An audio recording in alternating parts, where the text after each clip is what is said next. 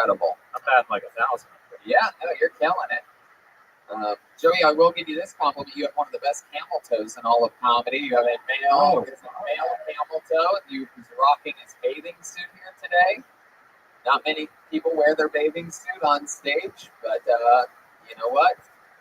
You went off the deep end today. Some weird swimming pool reference. Insert your own if you're a real fan of the show there. You could say that he drowned on stage, or all right. Well, Joey, there you go. With the hair, what are we thinking? You gonna keep it like that forever? You one of those? I'm gonna donate it. You're gonna donate it? Heck yeah! Wow, look, I got an applause. Everybody here, here for weight cancer, it's a big deal. Everybody has it. It's just McDonald's and fucking direct sunlight out here. So. This is donation center open today. We see Todd walking out with a full.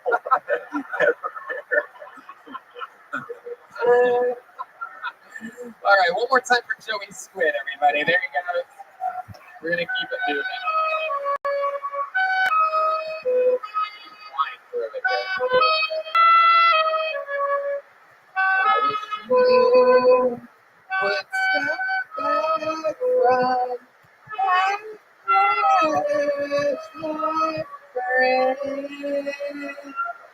Put your hands together for your next comedian, Jimmy Market. Jimmy Market? Here he comes. Wow. Here he is, Jimmy Market, everyone. Fort Wayne, make some noise. How are you guys doing tonight? Yeah. You guys, I've been doing some soul searching. More importantly, if I was a dog, what kind of breed I'd be. And I think I finally settled on golden retriever, you guys. Because I'm cute, I'm friendly, and I look like I belong to a white family. All right. You guys, a little bit more about myself. I just found out that my blood type is O negative, which means I can give my blood to almost anyone in the world. But I've come to find out that not a lot of people appreciate that as a Christmas present. And look, guys, let's get this out of the way. Yes, I know I look like Papa Roach's #1 fan. I get it, I know. But the truth is, I don't like Papa Roach. In my opinion, Papa Roach is the kind of music you listen to when you finally work up the courage to fight your stepdad. You know what I'm saying? You'll be in the back listening to Last Resort. You're like, you're going to fucking get these hands, Jake. Thank you. Heck yeah. Jimmy Market. Coming in with jokes, firing them off. I'd say, there you go. Jimmy was the best comic on the show so far. Yeah, I agree. Thank you. But also not good. Sure, appreciate it. It's true. Is it your first time doing stand-up? No, I've actually been doing stand-up for almost 3 years. 3 years. Heck yeah. Where at? Whose dad's basement have you been performing in? Actually, I have had comedy shows in my dad's house, so close. Is that true? Yes, it is. You live with your dad? No, I actually live with my mom, but right. I have comedy. Like I have comedy shows at my dad's house every now and then, and my friend's house. You know, I run a monthly house comedy show. So you're like, I want to live with you, Mom, but Dad, I need your house as a venue. Yeah, pretty much, yes. My goodness, you've been doing it for 3 years. Yeah. And where do you live? I live in a small town called Sydney, Ohio. Sydney, Ohio. Yes. It's about 40 minutes north of the Dayton area, Dayton, Ohio. Jeez, man. Wow. What do you do for a living? I deliver pizzas. Seriously? Yeah, seriously. Wow. Yeah. For a major chain? Yeah, for the most part. Oh, you dad? You really like? You cheat on Domino's? Yeah, something like that. Yeah. No, it's smart. This guy like works for the CIA, but he's a pizza delivery guy. Wow. So, how long have you been delivering pizzas for? Roughly probably about a year, but I'm trying to find something a little bit more steady. Like what? What are you looking for? Comedy's not on there. Unfortunately, it is not. That means a lot coming from it. I'm not exactly sure. Something where I can, work during the day and then hit open mics at night. Like, what's something that you're thinking about? Like, what's a ballpark of something? Did you go to college? For a semester, then I just realized, it just wasn't for me, Right. Yeah, pizza delivery was for you. So, what are you thinking you might do as a day job? What's something that you're qualified for that you know something about? I've worked pretty much almost anything. I've had phones for a while. I've worked in factories, food service, communication. I've done a lot of everything. How old are you? 23. Everybody's been 23 so far. That's incredible. Even the guy with the 13-year-old was 23 years old. That's incredible. Wow. So you're 23. You live in Sydney, Ohio. What are we talking about for fun? What's a hobby of yours? You seem like you shoot a bow and arrow at empty pizza boxes or something like that. No, I watch a lot of wrestling. I play video games. I can't do anything. Yeah, you look like you watch wrestling while playing video games. How do you afford the tattoos on the pizza delivery guys? I used to work at factories before I delivered pizza, Yeah. so I had factory money, to pay for the tattoos. Now I got an idea for the day job. Sure, go to a factory. What factory did you work at before? So my father, he worked at this factory in my hometown for 38 years. Was it a chocolate factory? No. No, he made miniature refrigerators for RVs, and I worked there For RVs? Yeah, for recreational vehicles, not actual RVs. What is the deal with RVs going on around here in Indiana? They make refrigerators for RVs. Yes, It's a special refrigerator for an RV. yeah, it's like a miniature refrigerator, a dorm refrigerator. Yeah. Walter? Oh, I didn't know that's a second answer. Yeah. I'm going to pitch an idea right now. I found that you don't look like a Papa Roach fan at all. So I think that maybe each of us should tell him what he looks like, and then maybe you can use that instead of the Papa Roach thing. Okay. Yeah. Why not? Let's do it. I like that idea. Okay. Let's talk about it. I think he looks like if Ed Hardy locked himself into a Krispy Kreme for the rest of his life. Something like that. That's a good one. I've also been told once I look like Clark Kent if he never discovered he was Superman, got really fat. Yeah, you're like Clark Kent if he couldn't fit in the phone booth to turn into Superman. Not that. Or you're like Clark Kent if he only shot red stuff out of his eyes when he sees a Dairy Queen. Hey, look, hey, it's a pig, it's a truck. No, it's Jimmy Market. How about that? As far as Superman things. Why the deer tattoo? Are you a hunter? Just like Rudolph? What is that? Actually, it's an original design Sailor Jerry, the tattoo artist from the 1950s. So it's an original art thing from the 50s. Yeah, that you stole. Yeah, I'm still an original. I love it. I got this done in the 50s. Walter, did you have anything that you felt like Jimmy Market looked like before Redman forgot what we were doing? I did this segment and then it went to shit real quick. Hey, what about that upside down deer tattoo that no one can see except for me?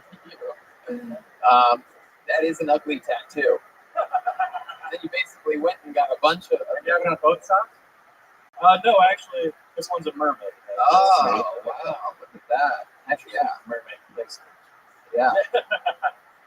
Yeah. I like the fake laugh also. My goodness. Yeah, Walter. I mean, you're not Walter. You're Jimmy, right? Yeah, Jimmy. Wow. So, so anything else that we should know about you, Jimmy, before we keep flying through it? Yeah, why not? I actually, this guy's making the most of his moment.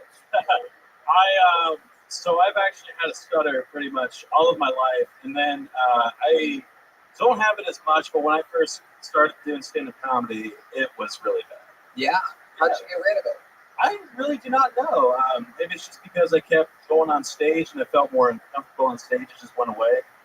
Sometimes I'll stutter when I get like nervous, but hasn't really been happening as much. So I think things have been going pretty good so far. All right, that's good. I like that. Look at that. There you Look go. at that one. Yeah. From the stutter to the butter. How about one more I time? just feel bad that I'm not famous enough to trigger that stutter. Honestly, you never heard of me. Okay. No. No. Does it ever come back? Yeah. Like if you see a ghost or something like that? You're I mean, that's kind of hacky, but yeah. I mean, yeah, it comes, you know. all right, Jamie. Well, for what it's been so far tonight, you've had the set of the night so far. 3 years of Thank you very much. experience. Jamie Carter.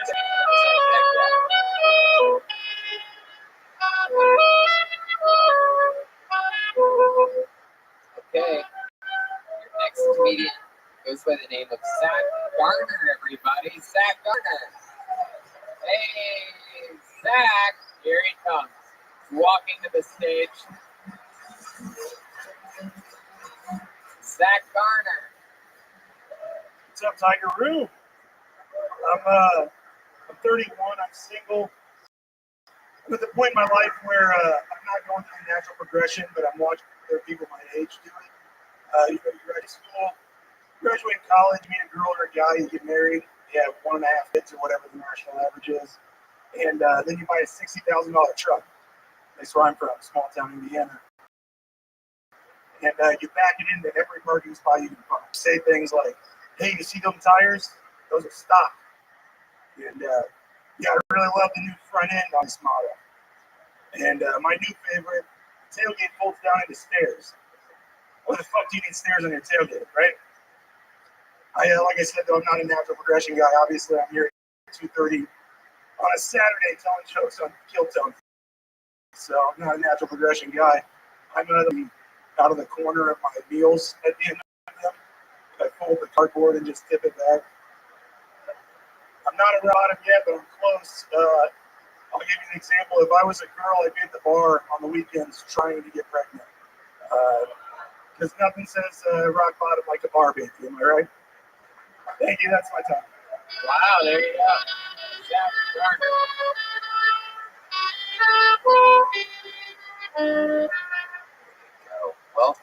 Welcome to the show, Zach. This is your first time on? No, I've been doing it for about 4 years. Oh, 4 years. Oh, but your first time here? Oh, yeah, first time you started. Very cool. How often do you do it? I try to do it at least a few times a month, but I work a lot, so I live. What do you do? I build furniture and art for a living. Woodworking. You build art? Yeah, art and furniture, tables and wall hangings and things like that. Wow. I've never heard the term build art. I make art, Yes, build that's furniture. what I do. My goodness. Hell yeah. You build like furniture. So like, what can you make? Pretty much anything, man. I've done everything from cabinets to tables to at Temple University, I've got stuff hanging on the wall in the football building. That's metal stuff. So you can build kitchen cabinets, and clearly you can also destroy kitchen cabinets. Yeah, the things inside them and the actual cabinets. Can you put up shelves? I can put up shelves, yeah. Here's what's going to happen. In exchange for one comedy lesson. From you? Yes, for me. Okay. Yeah. Oh, he's going to give you a different comedian. I get there, I'm like, wait a second, where's Todd? That's me. You have to fly to New York at your own expense Okay. and put some shelves in my apartment. All right, great. So, And you have to pay for materials. Like you get 120 minutes. that's it. And if I have any like water lying around, I'll give you a glass of that. All right, perfect. Sounds like a good deal. Well, I like your moccasins. thank you. I wear these pretty much every day. Anybody that knows me, this is kind of my go-to shoe. Wow. Let's turn the lights on for this. This is even moccasins. Or the plastic boat shoe. moccasins. So Zach, you're a big tough guy. You play sports. Long time ago. You're a football player, offensive lineman. How many moves are name is Zico. He looks like Jeff Tate. Yeah. Yes, it's I don't know who that is. yeah, I'll look him up. definitely. Handful of people like you nailed that one. So Zach, tell us more about you. What else? I just got back from directing a youth camp in Wisconsin for 2.5 weeks. Creepy. What does that mean exactly? I used to be a counselor, which is normal camp counselor stuff, in charge of the counselors, which means I have less interaction with the children and more paperwork, basically. Well, that's exactly what Jerry Sandusky's situation is. That sounded like a court. Are you ready? Scrabble?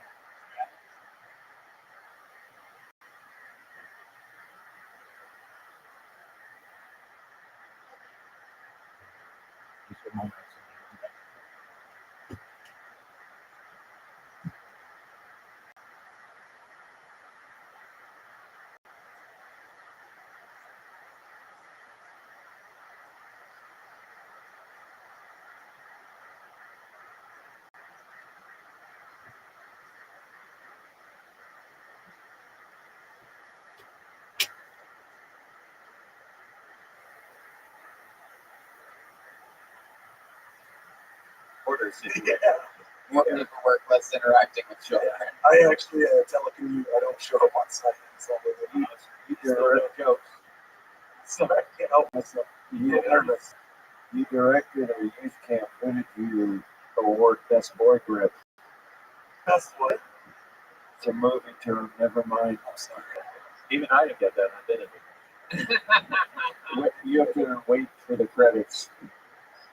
Okie dokie, Walter. I don't know what's going on here.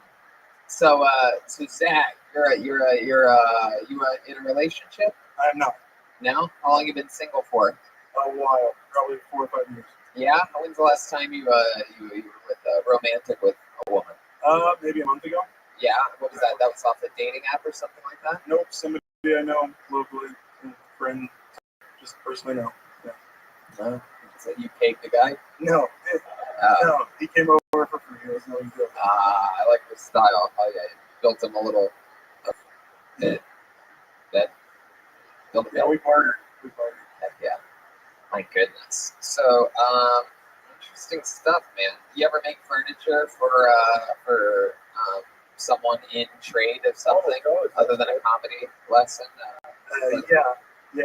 I got tickets to Dave Matthews Band box tickets, and I built somebody a table just this last year. Wow, you built a table and you got to see Dave Matthews Band. Wow, how cool is that?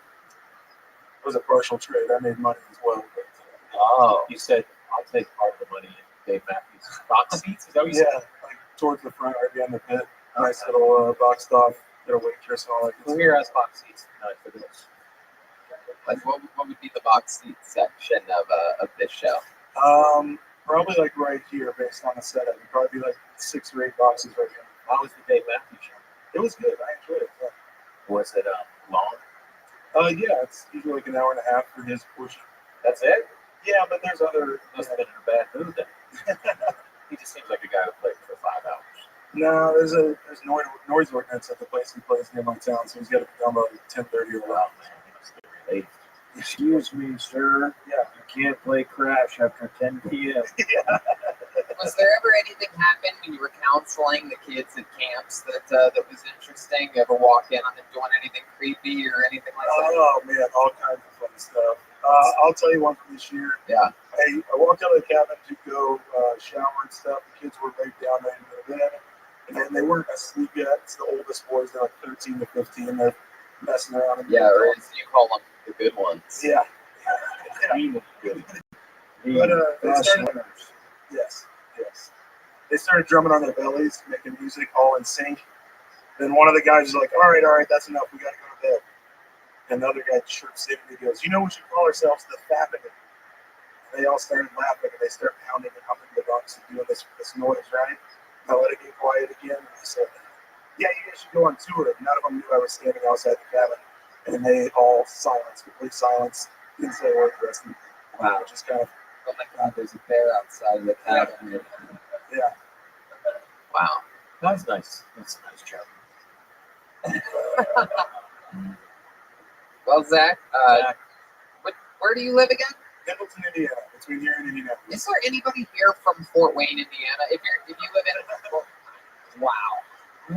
There's like 6 people here from this city that we're in. This is incredible. This is what happens when you do a festival in Fort Wayne. You get people from all the hillbilly bumpkin cities to just. It's like what they did in Charlottesville. It's like a call to arms of all the suburban locals that know about that thing. Okie dokie. So Zach Garner, congratulations. You were fun. Thank Heck you. yeah, there he goes. Have a good night. Heck yeah. All right. Keep going. We're almost there. Something's about to happen. I can feel it. Okay, this is like an interesting name. Put your hands together for Taylor Futterconnect. Wow, Taylor Futterconnect. Taylor. Here he is, Taylor Futterconnect. Holy shit, that was my younger brother that went first. Let's give it up for him. He did horrible. He told me before the show, he said, hey, I got a little bit prepared, but I'm just going to wing it like I did college and the rest of my life. Get right back into it. I can't make my girlfriend come. That's pretty appropriate. It's kind of like going gambling with her at the casino, except she never wins. We both still smell like the casino. We almost had fun, but there's just no orgasm there at the end. You know, and orgasms aren't necessarily a significant other's responsibility. I understand that. It's more about getting to know yourself. You know, you turn on, get you off. But it doesn't make her come at the end of the day. And that's been problematic. At least for my fuck confidence. So she still tells me she loves me though. So I guess from that aspect, I can't blame her or discredit her. That's all I got. There you go, Taylor Futterconnect.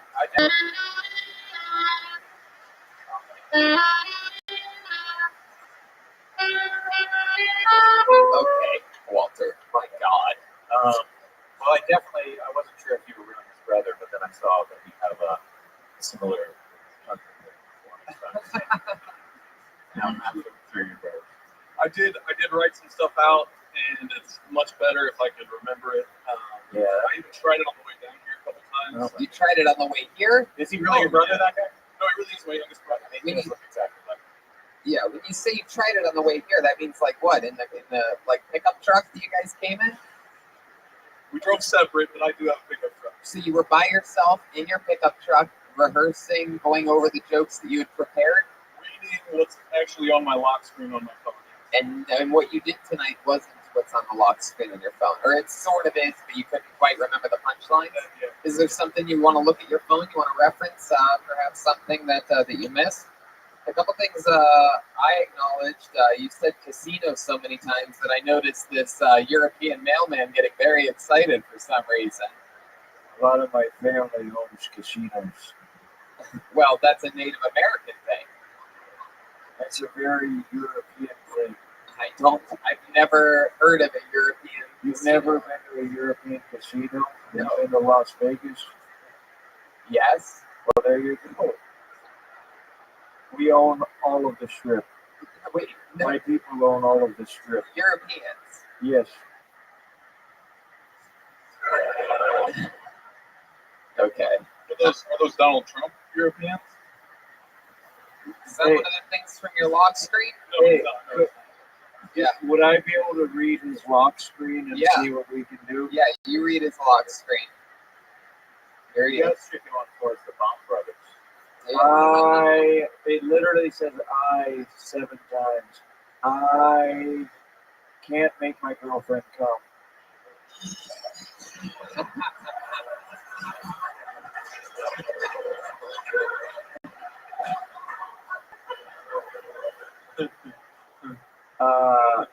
All right, let's try this one. There we go. Now, orgasms during sex aren't always your significant other's responsibility. I think most of that is knowing yourself and what turns you on and gets you off. but I still can't make her come. That's the Let's see. I like to say at the end of the day, I can't make it. It's taking all day, you're right. I don't know. She tells me she loves me. ... Ah, there you go. Okay, so let me ask you this, Taylor. Have you ever asked her if she's come before?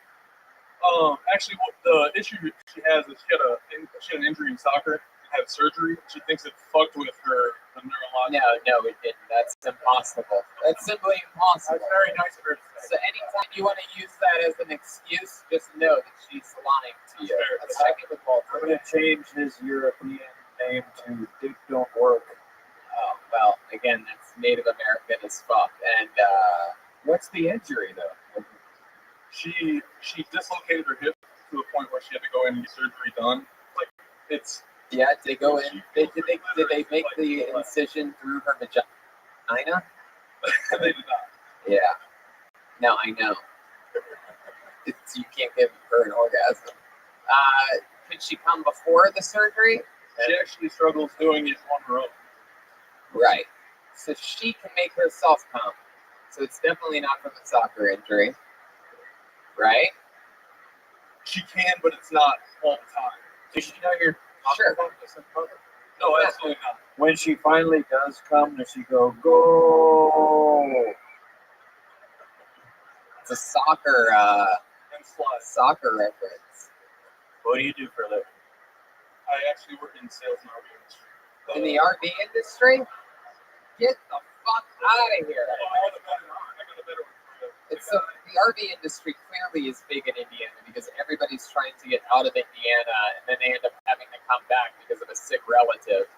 And then so you just end up going back and forth. So it's like, God damn it. I wish I had a house that was just slightly bigger than the one I live in and that I could move around. I'm gonna get a goddamn RV. Can I ask the golden retriever guy a question? You're about to ask an audience member an RV question? Sure, absolutely. That's what stuck with you from his entire set was the golden retriever bit. All right, I guess it's working. Keep doing it. Was that company that your dad worked for 38 years, Norcold?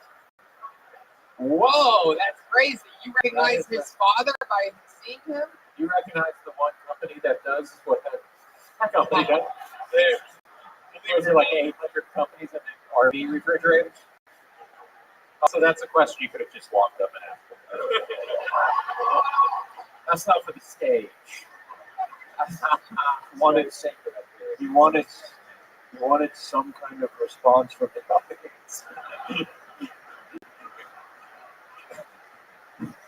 I have the answer that I'm definitely gonna get this question. Yes, audience, wow. Sell me an RV. Try to pitch me on sell me an RV right now, and let's see how good you are at selling an RV. Tony, because honestly, I would love an RV. I think if I got an RV, we tour a lot. We tour with a big group of people, and if we had an RV, potentially I could use that, right, as basically a fancy tour bus. I don't know that you want a big RV. You guys travel around from city to city. Wouldn't you want somebody that drives around in, I don't know, Class C, maybe a classic version, like a Mercedes, where you guys could watch tape, write notes, Watch tape, write jokes. That's a reference from. Yeah.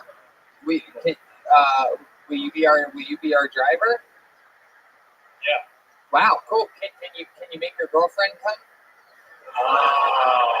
There you go. I can't make her come, but I can ask her to come.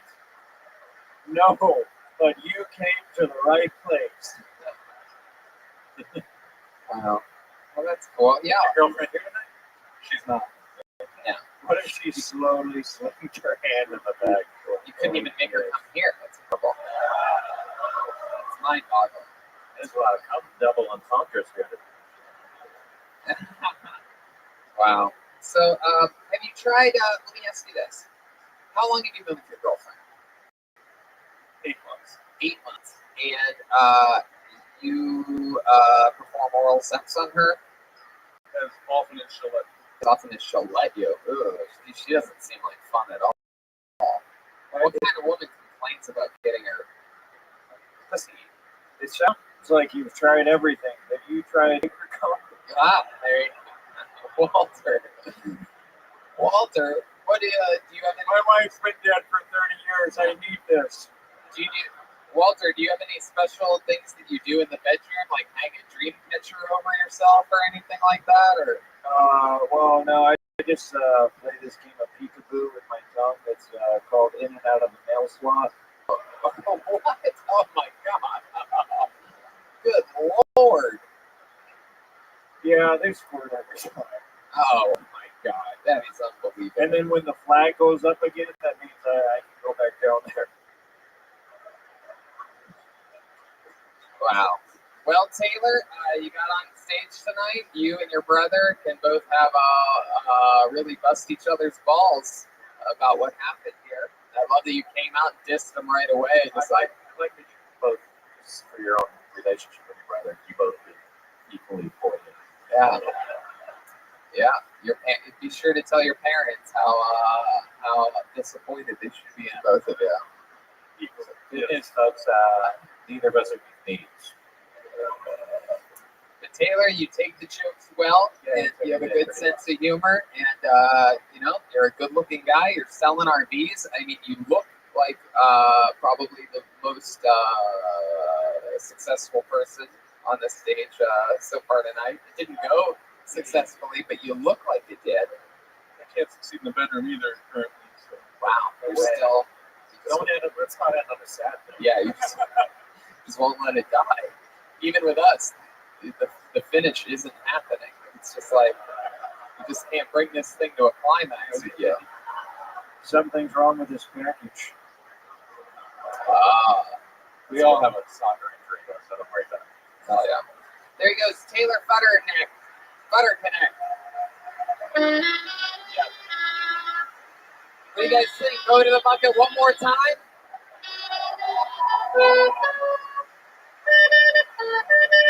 Right.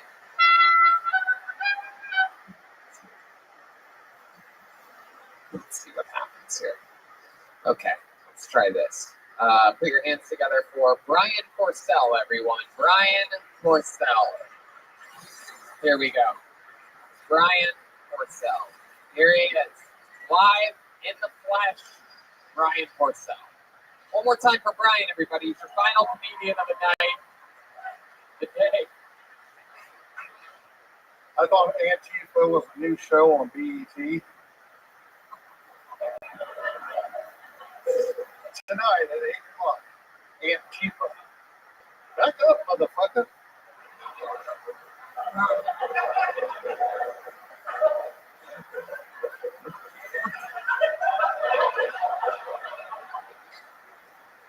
I've been called retarded. It's just because I drew a lot and like to lick windows.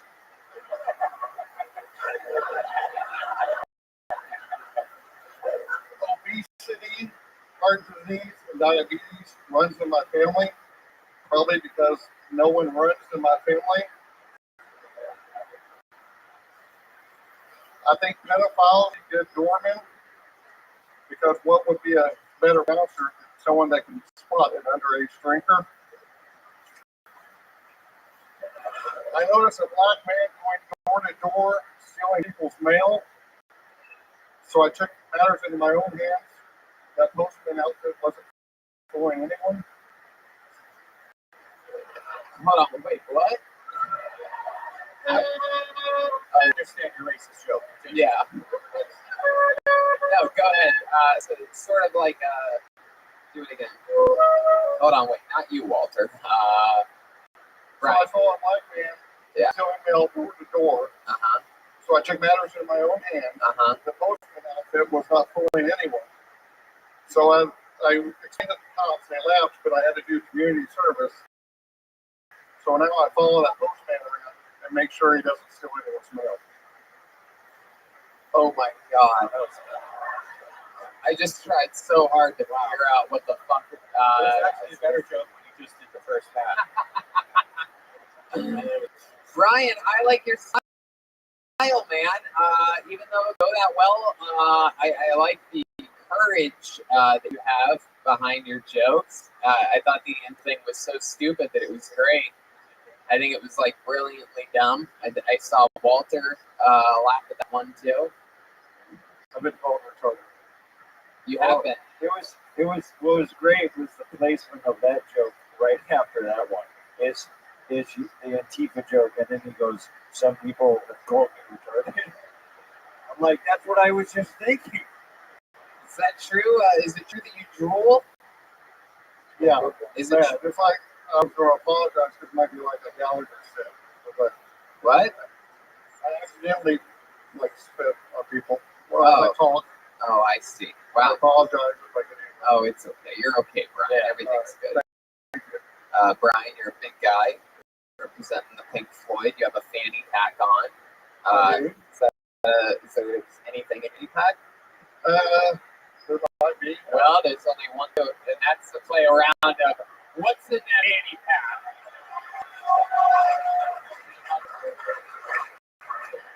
Yeah. As an avid fan of this show, I kind of prepared, even though I didn't know I was going to get on stage. No one ever does. I like the the gun stage. He just has a gun and He has taken the fanny pack off completely. Wow, this is very interesting. He's taken the fanny pack off. He's putting on a blonde wig. He's taking something out of it and putting it on his stomach. It says "baby" on board. And what is this? I could do an Amy Schumer impersonation for you. Oh my God. Wow, that's incredible. I'd love to see this Amy Schumer impression. I am laying down the gauntlet. I'm trying to, I know this is not orthodox, but I'm trying to get a golden ticket from Willy Wonka. So, Oh my God. Brian, it's official. You're retarded. This is incredible. However, I will say this. You do look exactly like Amy Schumer. It's quite incredible. I appreciate that. I'd like to pitch a couple of screenplays to you if I could. Yes. As you know, Is this you, Amy Schumer? Yes. Okay, Amy. okay, I guess I could get into Amy Schumer's voice. I'm sorry. well, Tony. Okay. All I'd right. like to pitch a couple of screenplays to you. Welcome to another episode of Burning Bridges here on Kill Tony. I know someone that will never be an executive producer of this show. No, I'm just kidding. She never would have been anyway. The first screenplay is about my 50-year-old struggle with my weight. Okay. This is It's totally original. I'm going to call it The Life of Rothschild. Oh, I see. Totally original. You know me, Amy Schumer. Okay. Hey, can you tell the Antifa joke again and get the hell off stage? Also, I have another one. Yeah. It's where I confess that I have stolen people's jokes before. Yeah. Oh. Well, she didn't write them herself. It was Louis C.K.'s. Okay. This is it. I'm sorry. I didn't stay in character very long. Anyhow, I finally confessed that I've stolen jokes from other comedians to a couple older men, and I'm going to call that screenplay Secondhand Lines. Wow, Brian. It's Was there anything else in your fanny pack? There should have been a cigar, but Amazon did not ship it to me. It said, your package may be lost. That's why you should always trust U.S. Yeah. Well, Brian,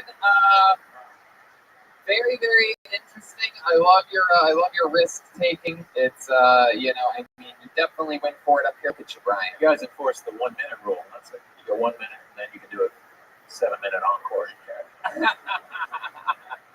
7 minute back. I had a three-pronged attack. I had a song that Oh, you're not done?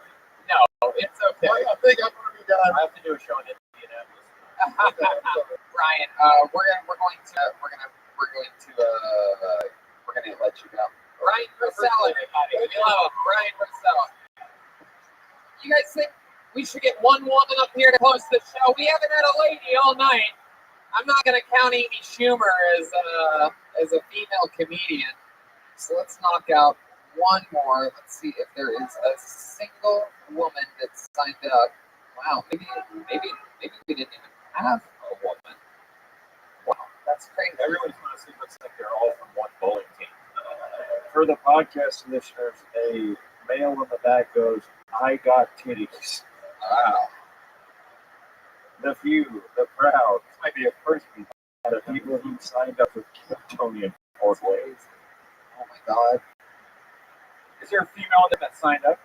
Yeah, if you ask like that, somebody's going to tell a friend to try it, and it's going to go horrible.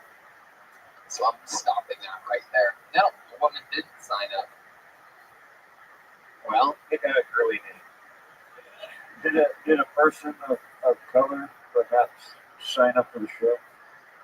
this looks like an interesting. I mean, Native American. Who says that? A person of color. What? This looks like an interesting name. Let's try it. Because no matter what happens, who wins with this? Make some noise for Trevor from Wakanda. Trevor from Wakanda. Here he comes. This is one wacky episode of Kentucky. Here he is. There's Trevor. Give it up for word. Yo, don't. I feel like Red Man when he met Tokyo Cut Punch.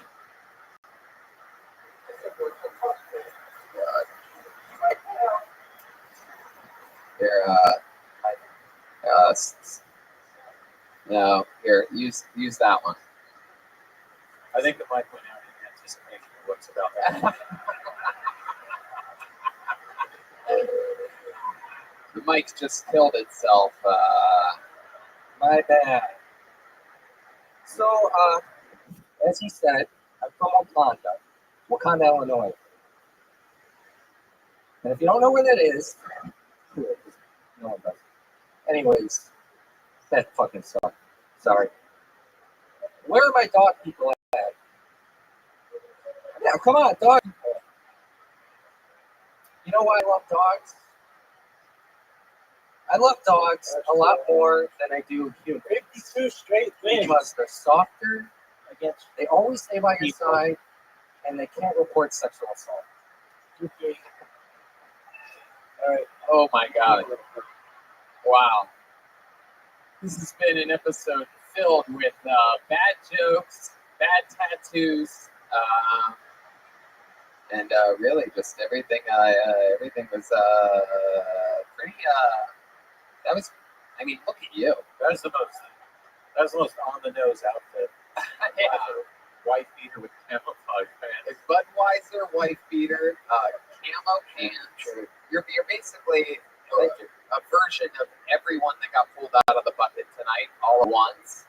Just a big blob of pure white trash. It's like if Fort Wayne threw up a version. Yeah, this is incredible. I'm glad that you made it here. You made the long drive from Pontiac Street to be here tonight. It's a local reference. Are you from the 06? Are you one of the garbage people? Are you one of the bad garbage people here in town? Yeah, I heard you guys have bad garbage people. Is that true? Are you working on the roundabout? Okay. What do you do for work? I work in a welding factory. A what? A welding factory? Welding. Heck yeah. What do you guys weld? RVs? No. I'm not from Indiana. Oh, Wisconsin. No, Illinois. Illinois. Chicago. You just outside of Chicago? That's interesting. Okay. What's your family? What are your parents like? My parents are, really. My parents are about to turn 70. Oh my God, really? So they had you late Are they tonight. twins? No, I'm not from Indiana. Wow, Todd Berry elegantly just called you an incest baby.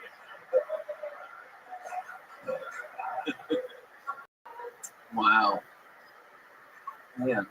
So interesting. Tell us something interesting about Trevor. What is it? Trevor from Wakanda? Yep. Yes. Tell Something interesting about me? us. Yeah. Anything you've ever accomplished? Maybe you have a trophy of some kind, some type of hot dog eating or jalapeno popper eating competition that you once won. Like, Why do you assume I eat jalapeno poppers? Wow, Why? you're actually offended by that? That's the offensive joke. Something interesting about me?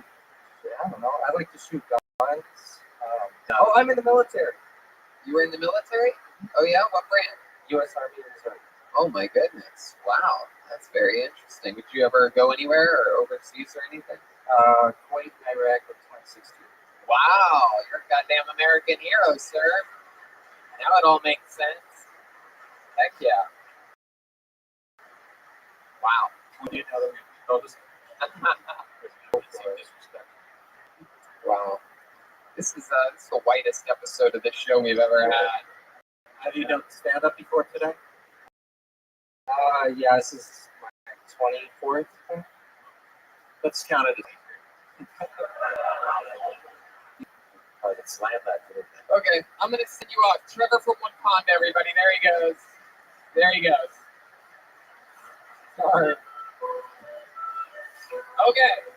Now I know I said that was it, but this is truly it. We're gonna watch 60 seconds from a guy.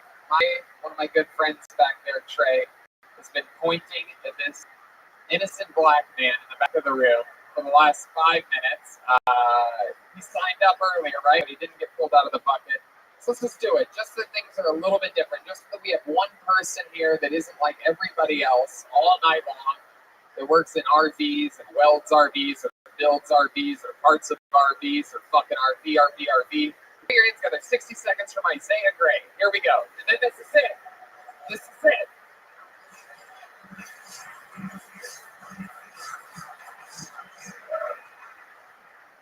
Yo, I'm not really much of a comic. I used to be a rapper. I used to be in a rap group called NWA. We had some good hits. Y'all ain't heard of niggas with autism, so I guess that's hard for y'all. I don't know, it's hard being a black autistic dude. Like, I know why I'm autistic, though. It's because my mom was a sinner, and she got me vaccinated, you know, and that bums me out because, like I'm a grown man, a socially awkward, but I could have just been a real cool baby. Like, I would have been a dead baby, but still, like, I would have been cool for a little bit. Like, now, like, yeah, I'm vaccinated. I ain't got, like, polio, so I can walk around. But am I going anywhere, really? Like, I don't know. I'll just tell y'all this joke my dad told me that. It was real, when I was like 11 years old. He told me, I just thought it was real funny though. I love you, son, and I'll be back. There he is, Isaiah Gray. The best set of the night by far. Unbelievable. That was great, Isaiah. And I'm the crazy old man who asked for a person of color to come up to the stage. Save the day. Heck yeah, you did it. You absolutely killed it. It's so cool. Obviously, they were able to get Coolio at this festival. That's so exciting. Isaiah, have you done? You do stand-up comedy, right? Yeah. That was incredible. How long have you been doing it? 5 years. 5 years. Well, fucking awesome, man. Thanks so much for being here and closing out the show. Anything else crazy we need to know about you before we end this episode? Any fun facts about Isaiah Gray we need to know? Nah, man, I'm unemployed and I ain't doing shit in my life. Unemployed, you're not doing shit in your life. you have a job. I got fired from a restaurant for like taking too long to take a drug test. And Taking too long to do a drug test. Well, anyone who's dropped off you. yeah, I don't use it much. I'm trying to help you out, man. I'm on some other shit, right? This comes out a week or two after we leave. Oh, shit. Oh, yeah. I'm on Isaiah Gray, ISIHGRAY on Twitter, and Action Blackson on Instagram. Here, you know what? I'll tell you what. Because that's climactic as I'd like it to be. Why don't we end this thing with a... We have a second Kill Tony here tonight at 9 or 9:30. How about you come back and you have a guaranteed spot on that show? Cool? There you go. Isaiah Gray, everybody. Ending of the show. Fort Wayne, how loud can this place get for the great Todd Berry, huh? We love you, Todd. Todd does the Todd Berry podcast. It's available everywhere. Spicy Honey is streaming live on Netflix. Amazing live dates coming up. All at toddberry.com. Some of them are stand-up shows, and some are the crowd. All stand-up shows. That's toddberry.com, and check out the Todd Berry podcast. And of course, Spicy Honey on Netflix. Todd, thank you so much. It is such a honor. Thank you. How about a hand for the great Jeremiah Watkins, everybody? The self-titled album, Reagan and Watkins, is available after the show. He's going to be selling them and signing them for you. So are the Kiltony pins. And don't forget, we're doing stand-up in Miami and Key West, and the Hollywood Improv. Red Band's doing San Diego, and we're doing Kiltony's coming up in Dallas, Sacramento, San Francisco, DC, and Australia. So that's that. How many of you are coming to the 9 o'clock show? Yeah, a lot of you. There you go. Well, we'll see you guys there. Thank you so much for coming out. We love you guys. Good night. See you guys. Right, Dan.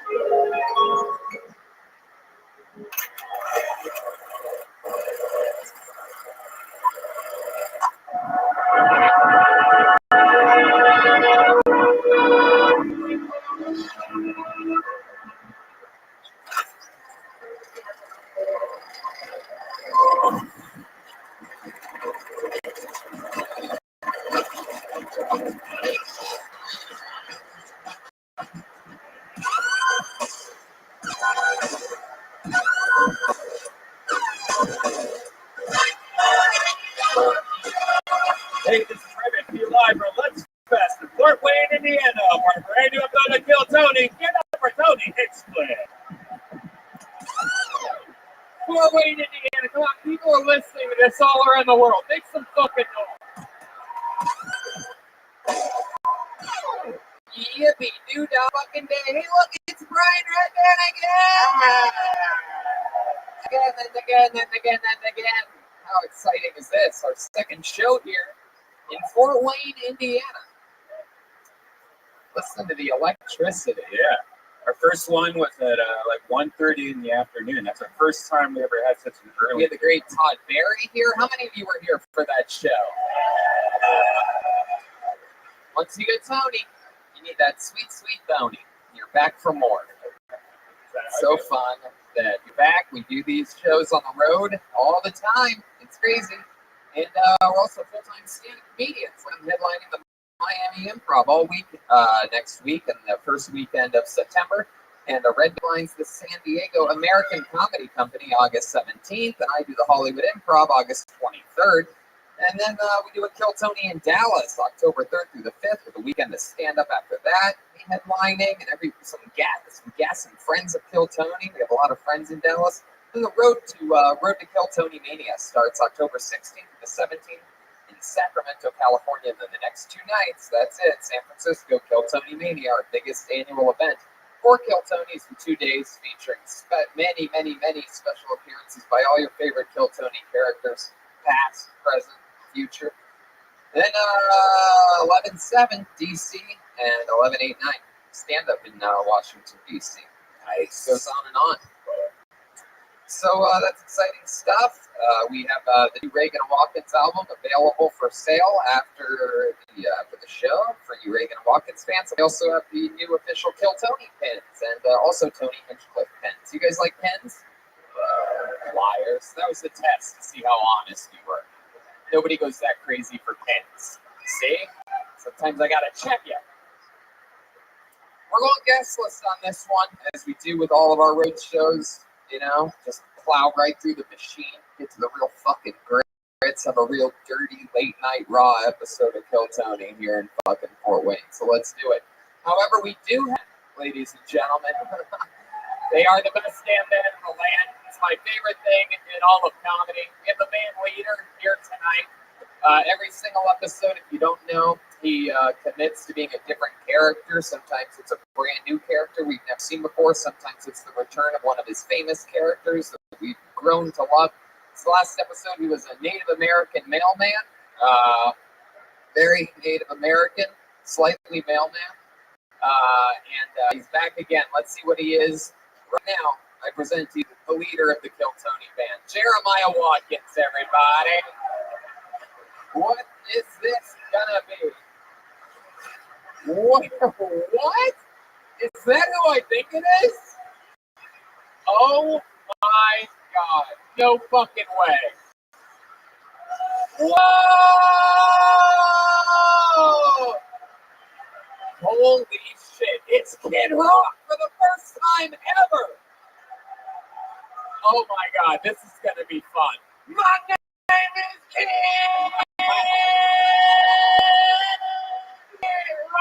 Wow. This is incredible. I know for a fact we've never had Kid Rock on the show. I can just tell this is going to be a blast. What an honor it is to have you, Kid Rock. Do you know what show you're at? Yeah, one of my biggest fan bases, Fort Wayne, Indiana. Yeah. Wow, this is exciting. For those of you listening, it looks exactly like Kid Rock. Or Courtney Love being Kid Rock on Halloween or something like that. But no, he looks exactly like Kid Rock or Ichabod, one of our favorite characters. But I love it. I'm excited that you're here, kid. You came down from Detroit for this? You know! Wow. I'm so excited. This is going to be so much fun meeting and seeing comedians with one of the great legends of, what would we call that? Rock rap? Rock? Yeah, rock, rap, country, all the genres. Hell yeah. Just fucking dirtball rock and roll, I guess we would call it. Yeah. Fucking some real fucking, you're like the Elvis Presley of Fort Wayne, basically. Yeah. It's called White Trash Cheesecake. Hell yeah. Well, we have Kid Rock, we got Red Band, which brings me to this. Hey, look, it's the bucket of Fort Wayne destiny, which means if I pull your name out of the bucket, you get 60 seconds on this stage. A bunch of people signed up earlier. Who knows? Maybe it's one of the local comedians trying to make a great escape out of Fort Wayne. Maybe it's a fan of the show who's trying comedy for the first time that once tried to stab somebody. Anything can happen. If I pull your name out of the bucket, you get 60 seconds uninterrupted. You know your time is up near the sound of a kitten. Oh, you can barely hear that little kitten. There you go. It's a different cat altogether. But that's not the one you're going to hear when you hit your time, so remember to listen for that one. And then wrap it up then, Earl Sugar going to bring out the angry West Central Bear. See that? That one didn't work that time. Earl Sugar going to bring out the angry Babylon Bear. That sort of worked. I don't think there's enough gay people in this city. Yeah, I guess. We sent all the gay people this. You know what I'm saying? Go live in the big city. You want to do that gay shit. I don't need that being airborne around me and my family here in Fort Wayne. Yeah, that's it. Yeah. This gets it, man. Fort Wayne resident, born and raised. All right, so you get it. Let's do it, shall we? It's Kill Tony live, Fort Wayne, Indiana. This is an exciting show because this is our last show ever in Fort Wayne, Indiana. Are you excited to be here or what?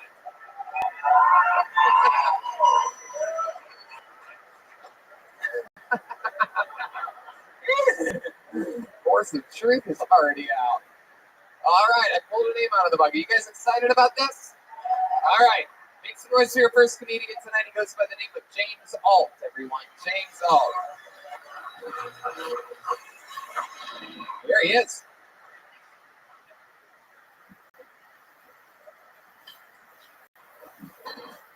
All right, what's up, everybody? All right, I'm from here, but the last 2.5 years, I've been away going to school, and when you're doing, you meet a lot of different people, and everybody asks where you're from. Sorry, and when I answer Indiana, I get a couple different looks, and well, a lot of the time the look is basically, oh, and basically they're looking at thinking I'm like from some small town in Indiana. And I always make a point saying that I'm from Fort Wayne, and not some tiny town in Indiana. And but I don't know. But I actually am. I'm from a town about 30 minutes north of here. That's a small town in Indiana. It's not a tiny town. There's tiny towns in Indiana that are almost like the suburb of the small towns. And so that's where you're going to find the Jerry Springer super signs, like the racist. Wow, incredible! You brought out the bear.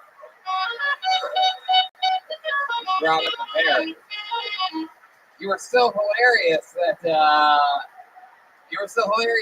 Demon started choking on water halfway through your set. That's incredible. Went down the wrong pipe, huh? Yeah. That's where your jokes should have gone. Down a wrong pipe. How you doing, James? I'm doing all right. You seem slightly autistic, so I'm gonna take it easy on you tonight. Right? You think you might be a little bit autistic? Nope. Not at all, huh? Just right now in this very moment. And that's I'm shaking. How long have you been doing stand-up? First time. First time ever. How about that? Come on, everybody. That's good. Thank goodness for that. And you said that you've been a local comedian for 7 years. I would have started to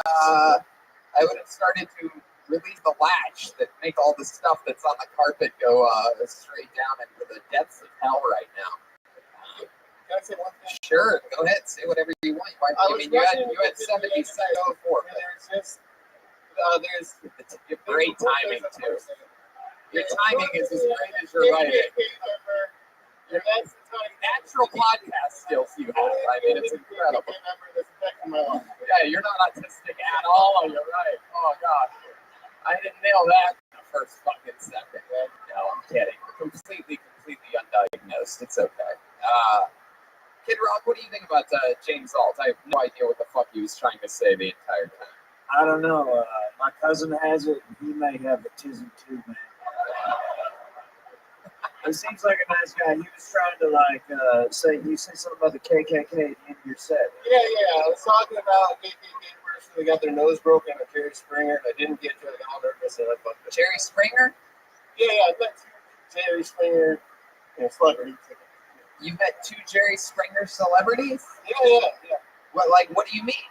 Oh, people that have been on Jerry Springer. Right, yeah. The one that had their nose broken. Hey, man. It's a celebrity. Number 3 right here. Kid Rock's been there. All right. So where do you meet these Jerry Springer people at, James? One in the small, tiny towns north of here. Tiny town? town? One at Walmart. Walmart? That's where I met one of the just basic guys speaking on her. Wants her if I know this. Holy shit, James. Where do you live? I live in Fort Wayne. You didn't hear all that talk about the towns, man? Come on. No, I couldn't keep up. It was an inception of town talk, man. So what do you do for work? I'm a certified legal intern in Ohio, basically public defender's office. Public defender's office. So you help the people that can't afford their own. Do not get arrested out here, guys. I get the Uber tonight. Your Honor, if I may,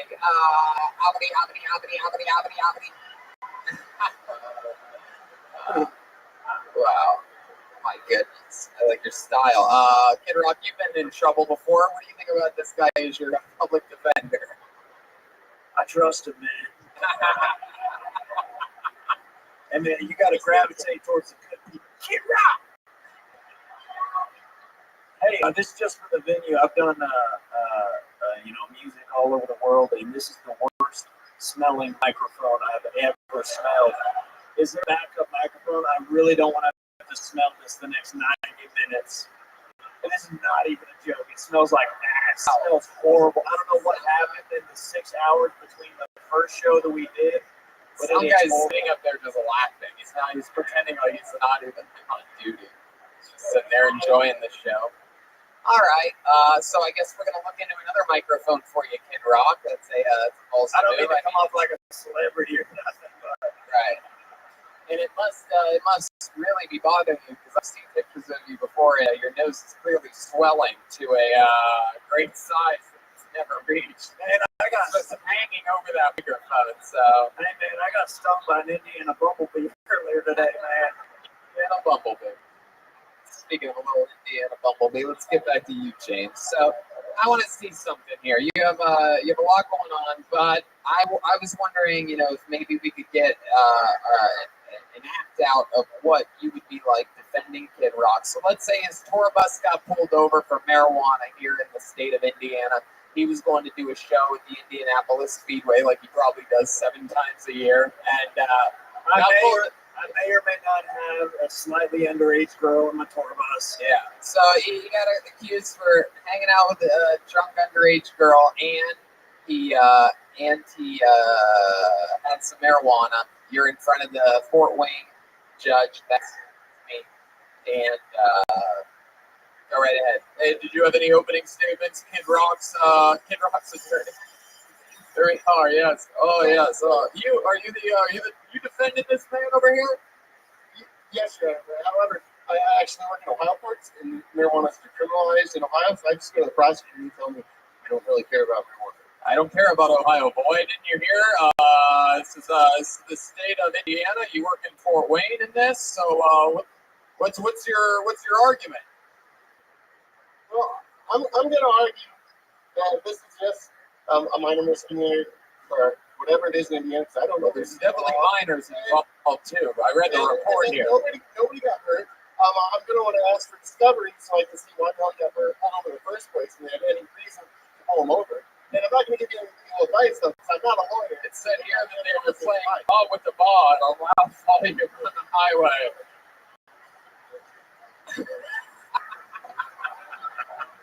That's rock and roll handbook from Kid Rock on that one. That is what he does. It's like he barely tries. You're right. That's a great. I just spent so many years rocking. I'm getting tired, man. Am I ever going to become a don't rock? Like, seriously, man. Well, how do you explain the minor that was in his tour bus? Well, as far as you said, they've just been hanging out, so they hang out with the minor. Oh, yeah. You seem like you would think that way, young Harvey Weinstein. As you heard my defendant, he's asking for a misdemeanor. So what can we work out, man? Well, I just tried to Because no one tells Kid Rock. Okay, all right. Well, James, I find Hey, an American badass. yeah, not guilty. James, very fun. You're a bubbly personality. We got off. The set was horrible, but you're a likable guy. Rough first minute. You did it for your first time. That's how it goes for a lot of people. It fucking is rough, and they forget what they're gonna do. At one point, you shrugged off a joke, but we plowed through it. I had fun with you. Did you have fun? Yeah. You sure? Do you swear to tell the truth, the whole truth, and nothing but the truth? Kid Rock! Hell yeah. Well, there he goes. There he is. James Alt, everybody.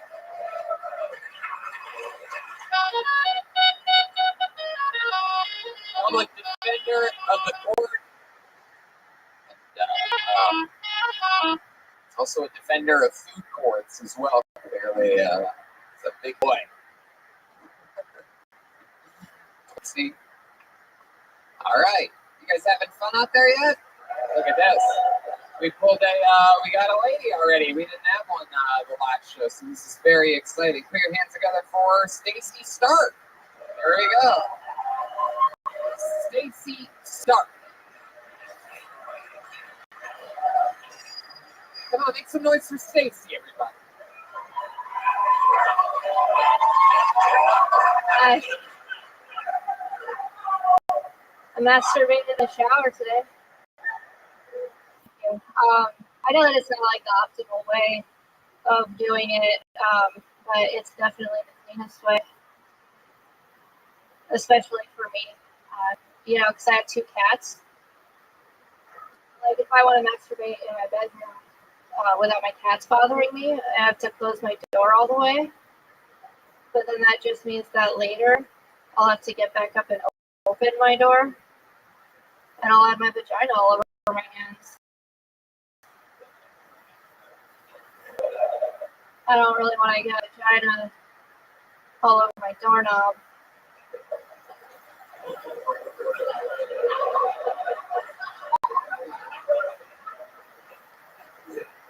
I'm done. Hell yeah. Stacy Stark.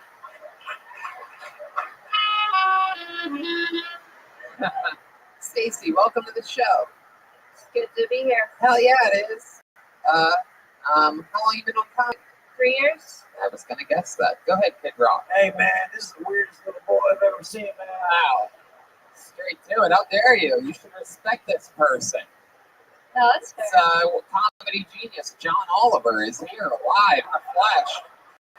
You're adorable. She's not laughing. She's too hip to laugh. Is that like a joke because I look like some guy named John Oliver? You do know who John Oliver is? You don't have HBO? Good, he's not an American. Emmy award-winning comedian? No? What's that? Emmy award-winning comedian John Oliver? I mean, I've heard his name, but I don't really follow comedy. You should watch him on HBO or in a mirror. He played Zazu in The Lion King. Check it out. Is it looks like you. It's cool. You look cool too. You look like you could be an Emmy award-winning comedian. That's my point. Anyway, all right. Let's not talk about this week tonight. Let's talk about tonight.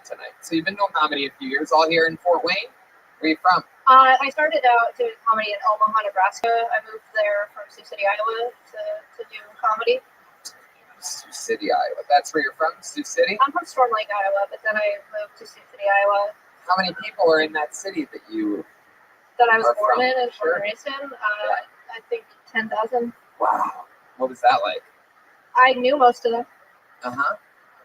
How about your parents? What type of lives did they live? Are they still out there? Yeah. My mom lives in a mental institution because she slit my throat with a box cutter when I was a baby. Wait, what about the box? I just heard box cutter. She slit my throat with a box cutter. Did she really? She really did.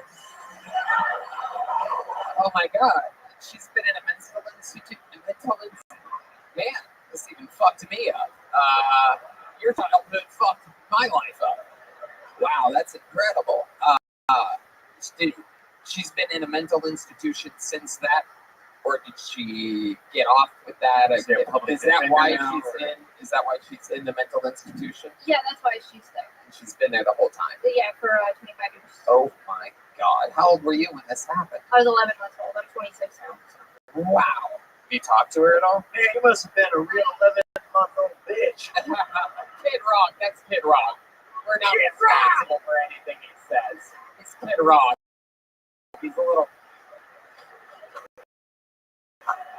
wild. Her baby stuck, right? I guess so. You talked to her? So you do talk to her? You still talk to her?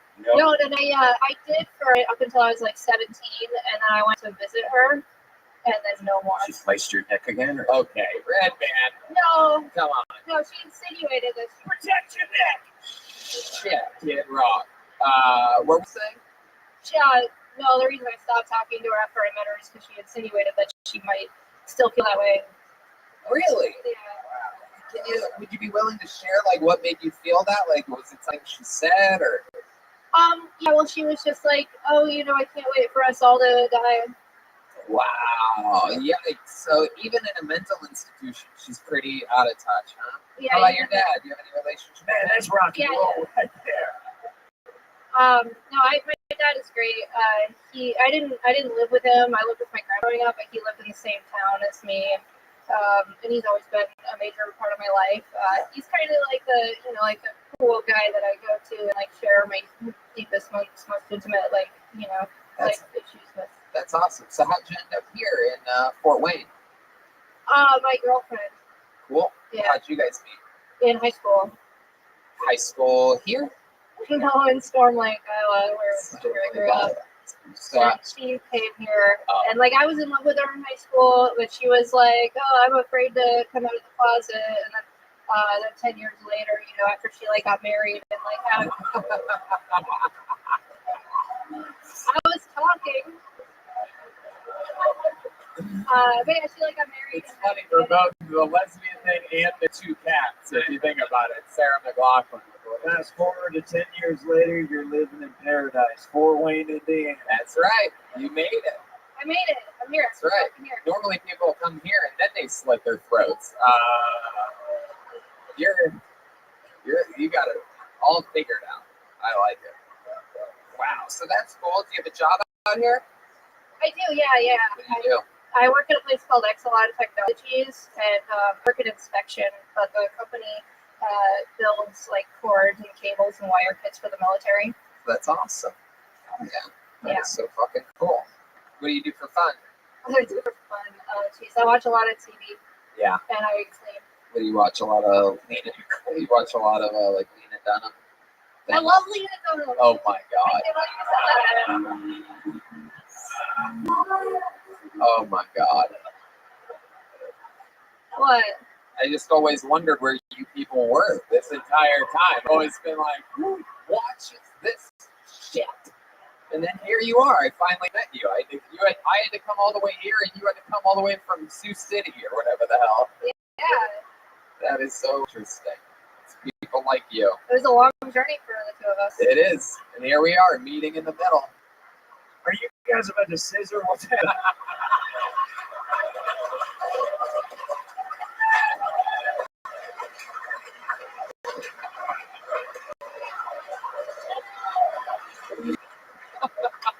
Scissoring is not a real thing.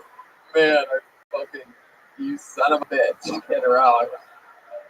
You got me there, kid. You got me there. No, we're not going to scissor. We might suck each other's dicks, but we're not going to say. Wow. So that's fun, Stacey. Let me ask you something. Do you talk about that traumatic experience from your childhood and your act at all? 3 years in? You talk about Sometimes the line my mom said my throat with a box cutter as a baby, and then I'll go on to something else. Yeah. You ever think about like developing that out a bit? Because it's such a compelling thing that only you, I think, in comedy history can probably talk about getting your throat slit by your mother at 11. No, that's months. a good point. I really should. You could be the next fucking Nanette. You could just talk about that for an entire hour. I'm positive you know what the fuck I'm talking about with Nanette. You can pretend like you don't know John Oliver, but you will never convince me you don't know what the fuck Nanette is. No, she's that lesbian who always tells sob stories, right? Nailed it. Guess who she looks like? John Oliver. The John Oliver thing bothers you, and it should. Well, no. He's a good-looking guy and a good-looking girl at the same time. I don't feel like I look like her, but I don't remember what she looks like. No, you're right. You look more like John Oliver. I really liked your minute. Like, it was ridiculous. Like, was there more to that, or you just kind of? There was like a tiny other second ending part to it, but I don't necessarily need it, so I didn't do it because I didn't want to go over my time. Right. You are very distinct. I'm sure, especially around here in the fucking middle of the Midwest. I'm surprised that you seem like the type of person that would be on a regular episode in Los Angeles on a Monday at the Comedy Store. Good for you for that. That's fucking awesome. Very fun minute. You have a very hip style. I don't know what coffee shop around here you could develop that at. I've never seen like an alt comic built at a shopping mall before, but you must have found the right brew. You're a hip little lady. I started out in a bar in Omaha. There you go. Yeah. Her box cutter, the box puncher, man. Oh, did I not get that? That's incredible. I'm that joke for the first time in our history of the show. I'm literally like, no, the fuck, Kid Rock, you are a goddamn guru. Kid Rock. All right, Stacy, fun times. Nice to meet you, Stacy Stark, ladies and gentlemen. Follow her on social media. State Bully, all one word. Oh yeah. Come on, guys, make some fucking noise for Stacy Stark. It's a fucking compelling ass story right there. All of that is crazy.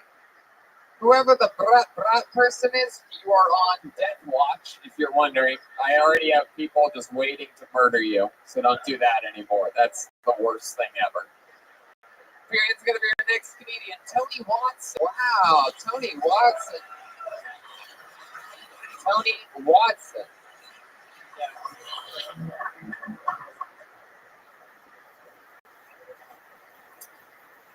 Saw this thing on the news recently about this high school teacher who got caught fucking her students.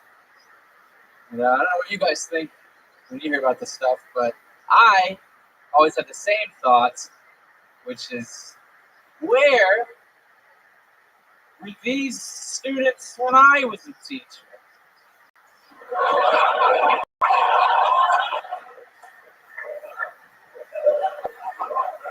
It's not fair.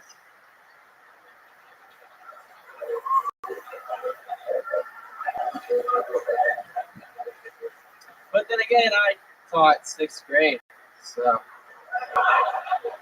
I know they say age is just a number, but 6th grade is just a little too old for me. It's just a joke. I don't fuck kids. Not since I got fired.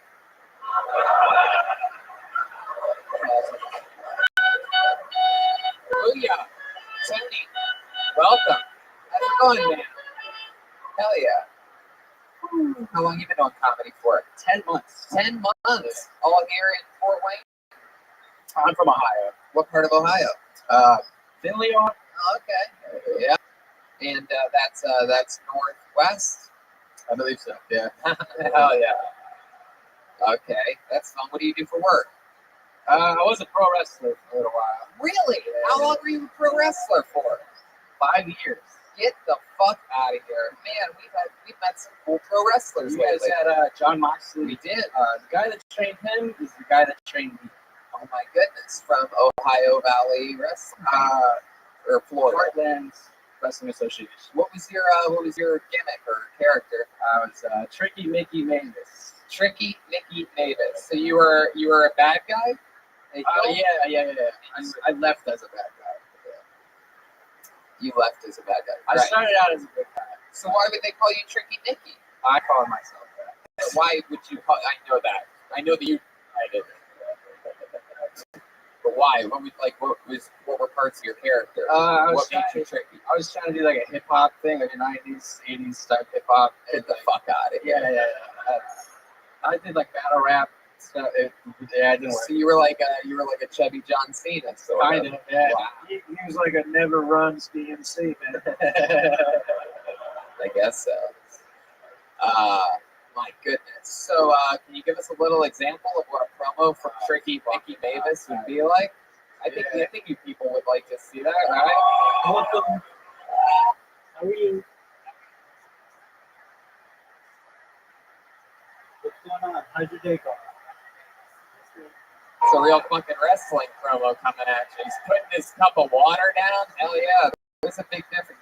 Oh, here he is, Tricky Mickey Mavis.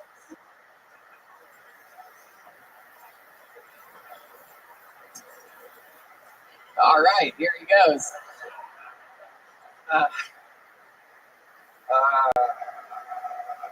Is this a, like, let's say that,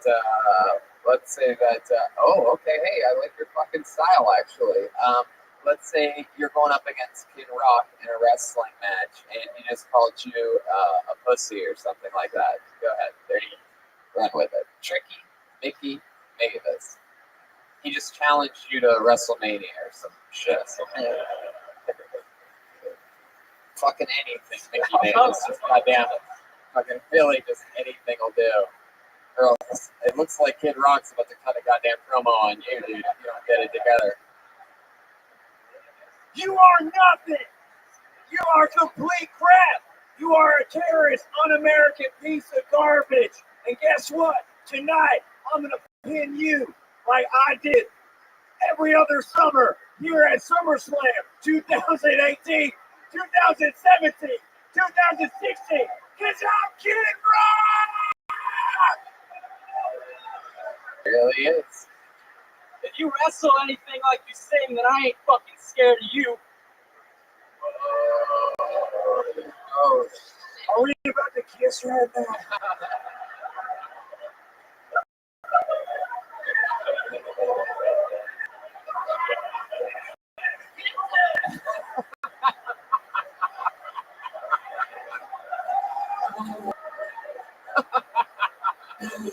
for those of you listening, they were totally about to kiss for a second.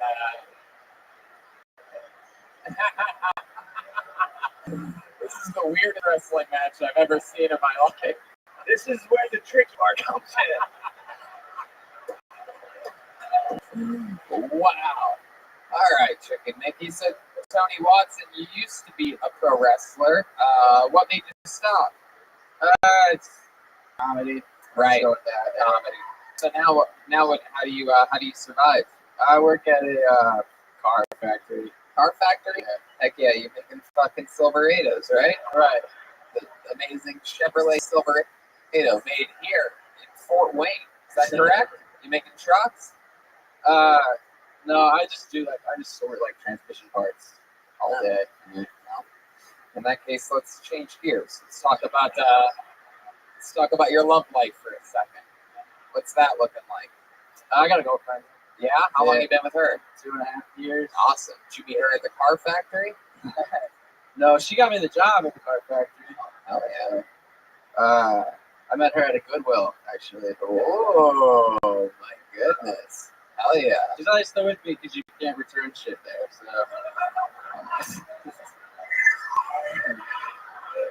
And she's gently used and then passed around by other guys.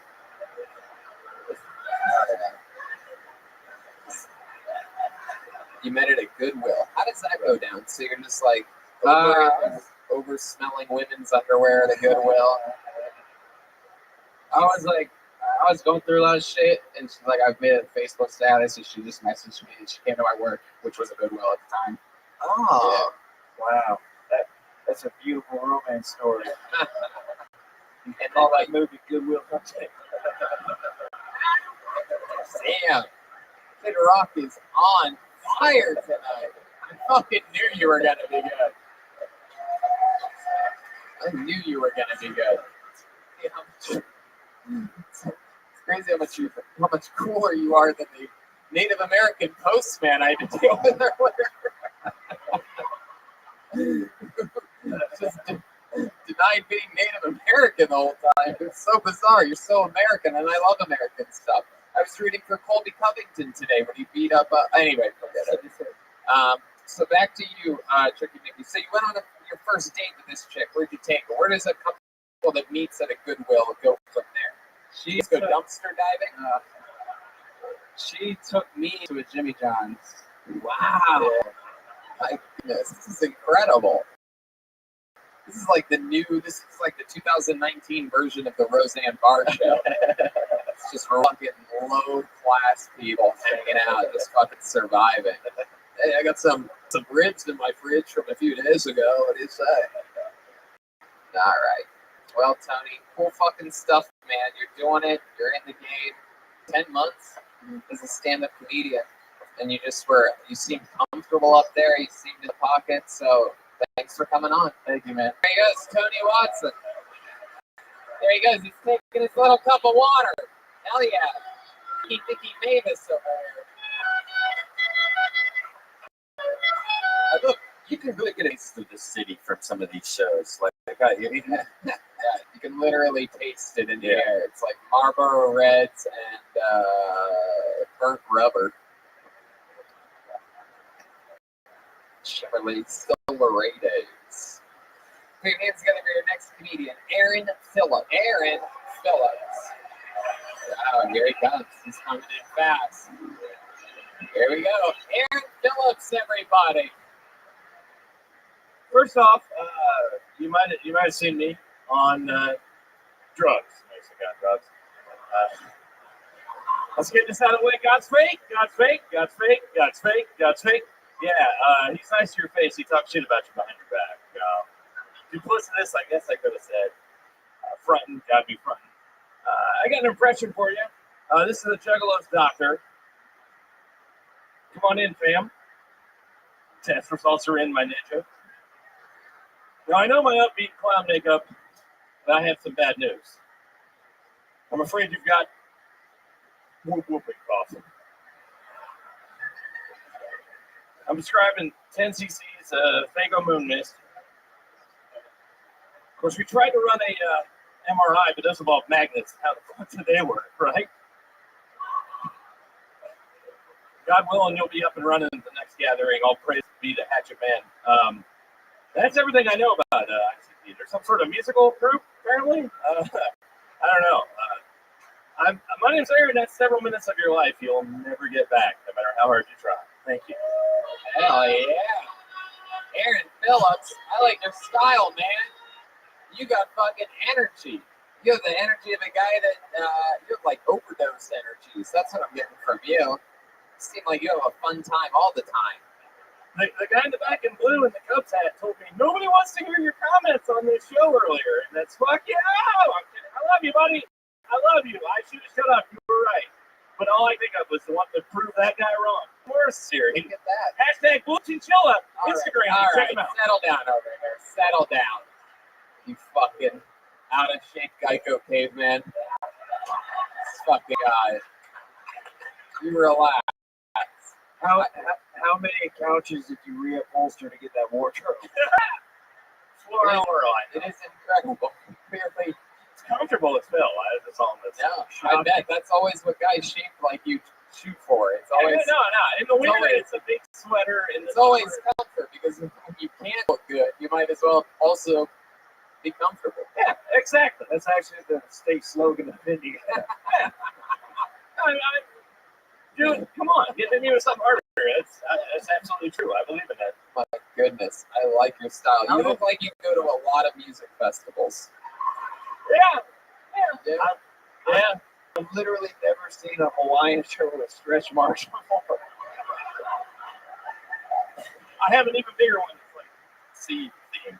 Anyways, It's incredible. You look like you look like you're dressed for the pool. Did you go swimming ever? yeah. In what creek? Community pools, and that's always awkward. How long you been doing your company? About 5 years. 5 years. Where at? Dayton, Ohio. Dayton, Ohio. Crucible of everything. Center of the world. Absolutely. What do you do for work there? I have my family has an antique store. Oh, That's why most of the time the wardrobe is provided by vintage. the antiques. I like your shirt too, by the way. Yeah, you guys Your are Hawaiian is clearly, great. Your Hawaiian game is strong, sir. clearly you guys are twin brothers. Buy a drink later, man. Come on. You look good. You look like fun. You look like a fun time. All right. Oh yeah. This guy's gonna have a blast. It's platonic. Like, goddamn. I mean, maybe not. Whatever. We'll see where the evening takes us. can't wait to see what kind of drinks with umbrellas in them you guys have together later. Their shirts are from the Lane Bryant Red Band collection. Yeah. You're like a. Oh no. Oh wow. Uh-oh. What's happening here? This guy's going full. Wow. It's Oh very my God, odd. this is like watching the end of the Bert Kreischer documentary. This is the sad last few years. Yeah, the downfall, downward spiral. Perpetual downward spiral. But what was the final cog that went missing in the machine? That's it. My goodness. I could see the whole time.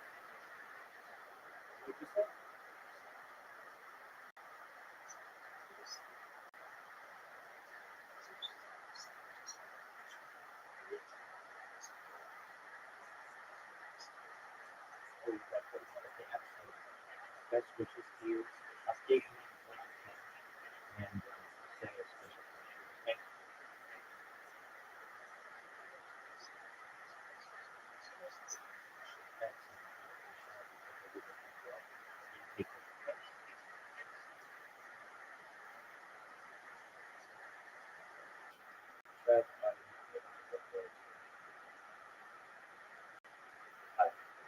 Wow, look at you. That's what you look like. Wow. Hell yeah. You're the party machine guy. You have size. I like it more with the sunglasses. You were much more likable until we saw the sad puppy eyes. Hey, look at this. It's on Fun and Aaron Phillips. No, come here. No, Aaron, I'm not done yet. Go ahead. Kid Rock. Can I just ask you, after you did heroin, did you eat the spoon as well? You have done heroin? No, not yet. Why, you get some? Well, I tried it once. I mean, You said you do a lot of drugs. Favorite of them all. whoa. Wow. Ecstasy. That's pretty fun. What? Ecstasy. Oh, interesting. Hell yeah. What do you like to do after dropping ecstasy? Tell everybody that I'm on ecstasy. I'm even more of a pain in the ass than that than I am like Yeah, normally. can you give us an example, like of something that you've done while on ecstasy that makes you a pain in the ass? Just went up to every single human being at a party, and I was painfully, as painfully awkward I am when not on it, I was painfully sociable on it. I was like, I had to interact with every person at a party. It was like, whoa, that's pretty good too. All right. Oh, Aaron. Anything else interesting we should know about you? You seem like you have some type of like fun fact about you, some type of life accomplishment. You're the world's fastest. Here we go. It's a tattoo. Space Ghost on there. That's pretty cool. Is it? Yeah, I was thinking about quitting comedy before you called my name, so that's pretty cool. Maybe Why I'll were you stick gonna- around. I don't know. Why were you gonna quit? Tell us about it. I drove 2.5 hours to come here, and I got lost and missed to do it 90 seconds on an earlier show. If I'd known it was only 90 seconds, I don't know if I would even left the house, but I'm glad I came. Were you talking about this show? No, another show. Or is it another show where people do 90 seconds? Yeah. And they just go up one after the other. Always feel on your gate, man. I don't know. You didn't even know what was going on the show? I got completely lost. I didn't make it. I missed the entire thing. I don't even know how it was. How did you get lost? But I'm here for a time. Parking. I couldn't find parking. I stood blocked for like 10 minutes. You tried the parking lot right next door? No, not here. It was farther downtown. There was another place. Oh, gotcha. Kid Rock. Yeah, you opened your set by saying God is fake. Why? Kid Rock is a big-time Christian. Yeah, man. You give me a lot to think about. Maybe I was wrong about that. Maybe I was wrong about everything. Well, like that's a strong thing to Richie, say. your name's Richie, right? I call you Richie. Yeah, it's Richie. At the top of the set, did religion do something wrong to you, or what? I actually went to like Christian school for a couple of years. All right, let's talk about it. You look like you've only been surviving off of bread and wine your whole life. So I know, roughing it, right? Yeah, it's been tough. heck yeah. You look like Joaquin Phoenix when he went on a Letterman show that one time. Oh yeah, Lost his mind. that is fair as hell. That's you cut to my core. You Thank look like if a Blues Brothers shopped at Brooks Brothers. You look, Like Jack Crack. he looked like he was lost in the desert for 40 years after a rave. Yeah. He looks like He is and sleeps on a flower bed. He looked like he was born on a Spirit Airline flight. He looks like the lead singer of the Grateful Dead. It's cut to my core, and it gave me a lot to think about. That would take a lot of digging to that core. I'm a larger man, if you haven't noticed. I don't know. What did you just say? I said, if you haven't noticed, I'm a larger man. They've made a lot of points about that. If he opened an ice cream store, it'd be called Game of Cones.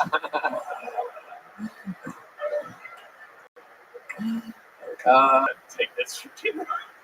Wow. Yeah. You're very mobile. I noticed you skipped up here. You're very energetic. My goodness. Has the doctor ever told you you have runner's blood pressure before? You're dangerously high. You think you're a healthy guy? No, I know I'm not. Really? When's the last time you saw a doctor? I think 3 months ago. Has anyone ever told you you look like the biggest Lebowski? Somebody said fake Lebowski earlier. That's true. It's completely true. I punched it up. You gotta get that's the best version of it. That's the version that would go into the script if we were writing a show. And I know because I'm in the Writers Guild. Put your hands together for Aaron Phillips, everybody. Aaron Phillips. Aaron, don't quit. I like your style. Comedy needs people like you. Funny people with good energies. We can't all be sad fucks walking around here. One more time for Aaron Phillips.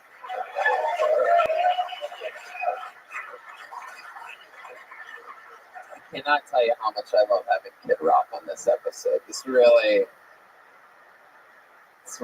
has me excited. I mean, this is an instant. You guys, because this is your first time on the show, right? This isn't something I forgot about 3 years ago, right? Oh man, it's first time I'll kill Tony. And let me just tell you, you can remember forever because this is what we would call an instant classic.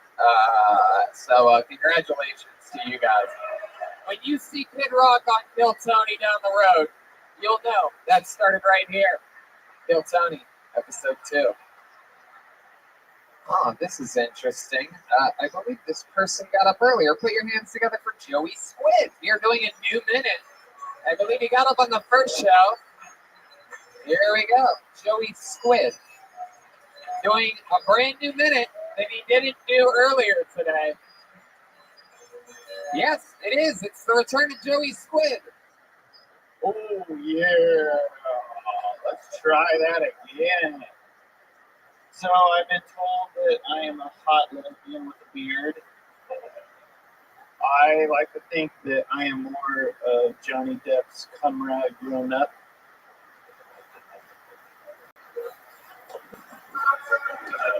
I probably look like I should be talking about vegan toast and avocado bread.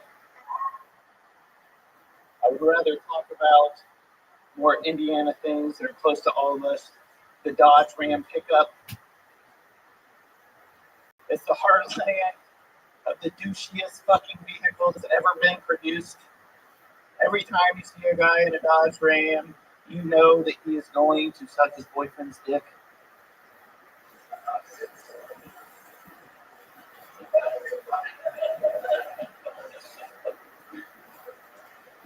My dad told me I was a function. Jesus, Joey. Oh my God. What the fuck is that? I'm gonna stop you. I'm stopping you. How dare you sign up for this show with that? What was that? The fuck is your problem with the Dodge Ram, dude? Yeah, man. That's what I'm pissed about. The Dodge Ram's an American vehicle made for American people. It's true. What kind of car do you have? Prius. A Volvo. Oh my God. Man, that's part of a man's vagina, dude. You're an idiot. What kind of Volvo? That's a brand. A 96 station wagon. 96 station wagon. Look at you. How fucking cute is that? You're out here making fun of a goddamn man truck. Why? Did you have trouble moving lately and nobody would help you? Dude, I'm gonna teabag you with my truck nuts. Kid Rock! Oh my God. Tell us about because I think you're looking for that material to work, but we have to figure out because I was trying to figure out because maybe you know something I don't know about Indiana and the Dodge Rams history, but almost everywhere else that's considered a pretty tough truck. I mean, are you saying that because the Silverado is made here that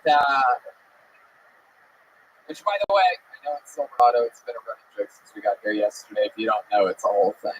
Only the people that have been on 4 shows know. Did 2 stand-up shows yesterday. So explain to us what the fuck you were talking about, Joey. The Dodge Ram is made in Kokomo. It's made in Kokomo. Wait, what? And that's in competition with The Silverado? the Silverado? Yes. It is. So You tell me I've been duped by an Asian person this whole time? now there's a Kokomo here in Indiana. Oh. Wow. So, Joey, is there anything we didn't find out about you that's interesting that we didn't find out about you in the first episode? Tonight, when you got on earlier, you're a very lucky human. You got pulled out of the bucket twice one day. I did. Yeah. This is another episode, so is there anything interesting about you that we need to know about that we didn't find out in the first episode? Is there something that you're kicking yourself on the way, like in between the shows? You're like, I should have brought up this. Yeah. Obviously not. You didn't say shit on stage right now. Stop laughing. This is very serious. Joey Squid. Yes. Hello, are you okay? I can't believe you're on more fucking drugs than Aaron Phillips. This is incredible. Oh, yeah. Okie dokie. Is there anything else about your life that we didn't cover earlier that you think might be interesting to talk about? I got deported from Canada Why'd you get deported from Canada? because I tried going across the border with 2 BB guns in my car. Wow. Yep, there's nothing else interesting about you. There he goes, Joey Squid, everybody. My goodness. Deported from Canada. On to the next one we go. Good God. Jesus. Yikes. Put your hands together for your next comedian, Alyssa Henderson. There we go. Alyssa Henderson. It's happening. Here she comes. All right. And here she comes. Come on, people. Make some noise for Alyssa Henderson. So I signed up for this because my boyfriend said, don't sign up for this. Don't do it drunk. So I'm doing both. My boyfriend has a jewelry phobia. So, sometimes when I get mad at him and I don't want to tell him I'm mad, I just hide jewelry around the house so he finds it. And then he gets really freaked out and he hides it from me. So it's kind of a back and forth issue. I'm a little nervous right now, but I'm still very drunk. And Kid Rock, how rude of you to not give me your seat.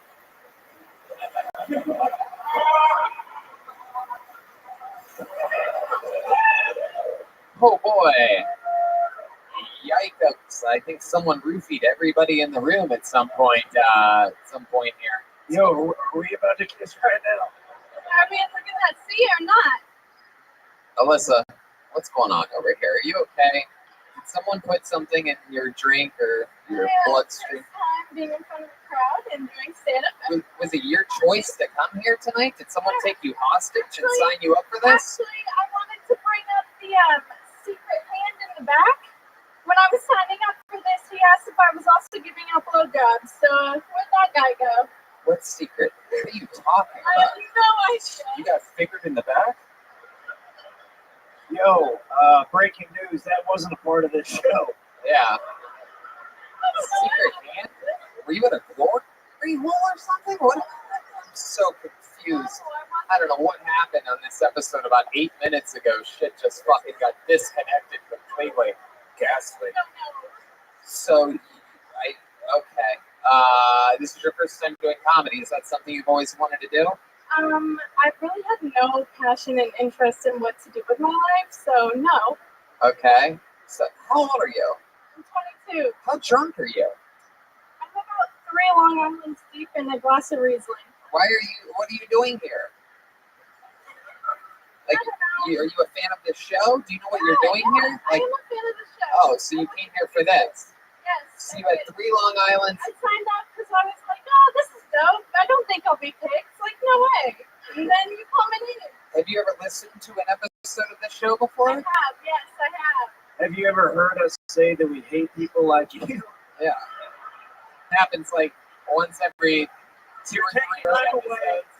From hardworking comedians who drove from all over, who this is their passion and this is their goal. Wow, Kid Rock is deep. They have an American dream.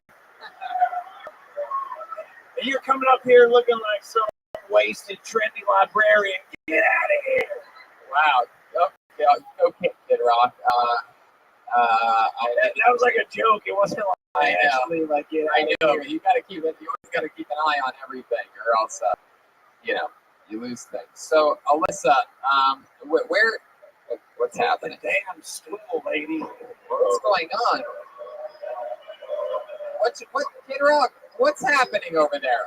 I gave her my stool. Well, why I shoved it back. But why did you give? Hello. How'd you get that? Oh, excellent. Well, you're right here. How'd you find out about it?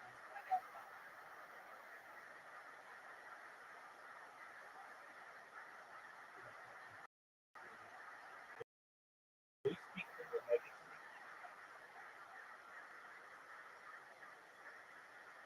Sure. Yo. It's really rare.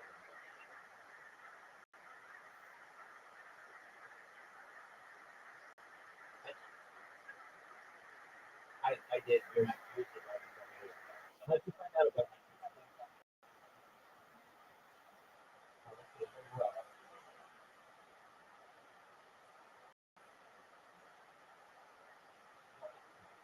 You know what's so funny?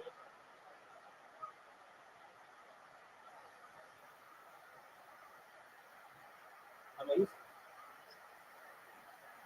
Oh, excellent. Definitely. Go ahead.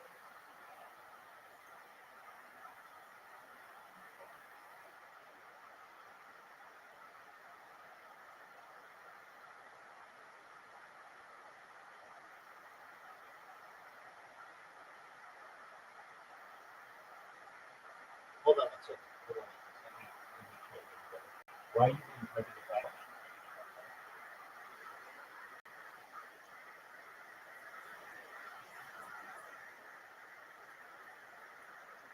What?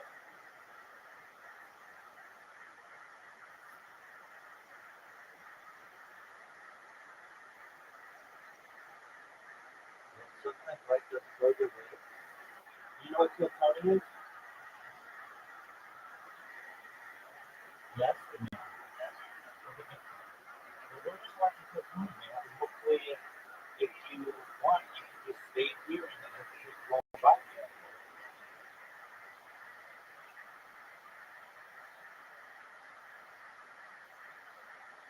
I'll keep the same thing up.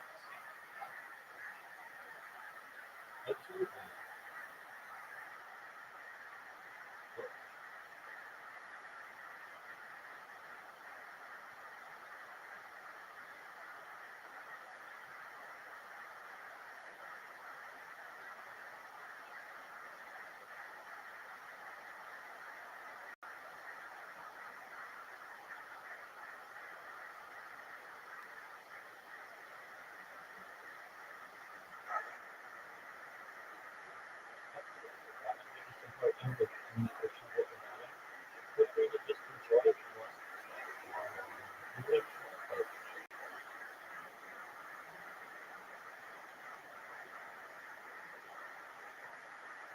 No, this is I'm doing a clip marathon, so this is a road twist, but it's the same thing, 60 seconds, you know how it goes. So feel free to enjoy, and we'll get your mind off everything, okay? Excellent, my friend. You give her a stool. She's been complaining that I haven't given her a seat the whole time because I'm supposed to be some gentleman. I'm a rock star, lady. I didn't even notice that. I don't know what's going on over here. Okay, I'm getting you off stage. There goes Alyssa Henderson. There you go. I don't get it. Too drunk. Too bad. I don't know what's happening anymore. It's not fun having people that are that drunk on the show because it's just like taking advantage of it. Not only is she drunk, she's also dumb. So it's like real bad. When you're dumb and drunk, that's just no fun at all. She doesn't know she's supposed to be a stripper. Wow. Red band, make it weird. Wow, and that's harsh coming from her dad. All right, how about Zane Scott or Rain Scott or something like that? Here we go. Zane. Come on, guys, make some fucking noise. Get out of this tailspin. What the fuck's going on, Fort Wayne? And so I was expecting this venue to be a little bigger when I got here. It's kind of small. It was not the first time I've heard that, though. Every time I take a girl to bed, she tells me that. So, also, every girl that I've been with has converted to the Islam of sexuality, which is lesbian. Because the only thing they're shoving in their face anymore is beef. Pork has been completely cut out. You guys heard about the most recent mass shooting in Ohio, though, right? Yeah, 13 people dead. They found the weapon of choice was actually a screw and a syringe. It's a Midwestern tragedy, heroin. They don't fucking get you. You ever had sex with a pregnant chick who's like 8 months deep? Yeah, it's a great fucking time. You ain't got to worry about her getting pregnant because she's already pregnant. But the only thing you got to worry about is that little fetus growing up like 30 years later and joining the Me Too movement on you. She's going to go to the police and say, he aggressively hit me on the soft spot of my head for 20 minutes and then tried to drown me in his semen. Oh, yeah. Zane Scott. Welcome. How are you, Zane? Thank you, Zane. Oh, yeah. First time, how long have you been on comedy? First fucking time. First time. How about a hand for Zane? Fort Wayne. First time. He's in it. You're in the game. How many cans of Monster Energy drink do you have a day? No, we had a NOS on over here. But you had a NOS? Yeah. Hell yeah, that's the powerful shit. That's like grapefruit flavor, right? Yeah. Regular action. I used to drink that when I was when I just got out of high school in Youngstown, Ohio, when I was just a little white trash boy like you. Well, I'm from Sandusky, Ohio, so I'm white trash than you, yeah. 6 Sandusky? Cedar Point. Wow, you motherfucker. How often do you go there? Not often anymore. I live in North Carolina now. Oh, now you live in North Carolina. Yeah. How long did you move there? 3.5 years ago. You love it? I love North Carolina. What was the hesitation there? North Carolina is like really cool, but what I do there is really shitty. So yeah, what do you do? Are you in charge of putting out fires in Charlottesville? No, I'm in the military. That's Virginia. So I'm stationed down there. Is that Virginia or North Carolina? Virginia, yeah. So it's all the same place. Yeah. Oh yeah, Charlotte, North Carolina. I'm so stupid sometimes. I smoke a lot of pot. What do you do for work? I'm in the military. Yeah. What do you do? Just like admin stuff for work. Hell yeah. Fucking pushing papers, making sure everyone gets paid. That's it. Wow, interesting. That's an important part. Does anybody ever call you like an American hero or anything like that? No. I try to keep that secret. Hell yeah. Wow. So that's fun. That's for the military. The Marines. Wow, the Marines. Goodness. You never had to do anything? You ever have to go overseas or anything like that? I just got back a month ago. From where? The Middle East. Oh, shit. They make you go all the way to the Middle East just to do administration shit? Yeah. Fuck that. Don't they have any fucking tough guys that can do the paperwork? Yeah, they're all bigger than me. They make you do push-ups and shit still? No. That's not in our recruit. You need to work out your brain, boy. I don't need real muscles on you. Yeah. Sit there, be smart. You know, Basically, yeah. Wow, that's so cool. How old are you? 22 years old. Just a little fucking baby gorilla. A lot of greats. Started 22. Anyway. You have a girlfriend? I do not. No. So, what exactly? Why'd you move to North Carolina again? Military. They moved you there, so you're based out of there. Yeah. Gotcha. Yep. Have you actually had sex with a pregnant woman before? I have. Whoa. Was she pregnant with you? No. Wasn't my kid, which is why it's even better. Right. I know it wasn't your kid. I was saying you're a baby. I was saying you're a big baby. So where did you take this pregnant chick at? You were just hanging around. I dated her for 2 years in high school. I don't know. She was already pregnant in high school? No, so I left and she cheated on me, and I came back and. Hold on, let's slow it down. Slow it down. Slow it down. So Strap in! slow it down and repeat yourself. So I dated her in high school. For 2 years. For a year at school. Okay. And then I moved away. To North Carolina. Texas. I was in Texas at the time. I was in school. Okay. She cheated on me while I was there. Uh-huh. So then I went home on leave, and then I had sex with her. Well, she was pregnant with someone else's kid, the guy that she cheated on me with. So I got my revenge in a way. Does the guy know? Oh yeah, he knows. How does he know? Pretty much told him. How'd you pretty much tell him? Like it was made pretty obvious. Like I said something on social media. Like, Yeah. Congrats on being a father. Yeah, I get that joke a lot. What did you say on social media? This is getting interesting. We're getting. I can't remember. So my idea at the time was Pokemon Go was really big, and that was the excuse on why we were alone, is we were playing Pokemon Go. God. So a lot of people found out about it, and they talked about Pokemon Go. Got bitches being wild these days. You cream potted a pregnant woman and blamed it on Pokemon Go? Yeah. And then you're like, gotta catch them all. Yeah. How pregnant was she? Like, She wasn't that deep. She was like a month, I think a month and a half. I remember. she just had some comments. She did.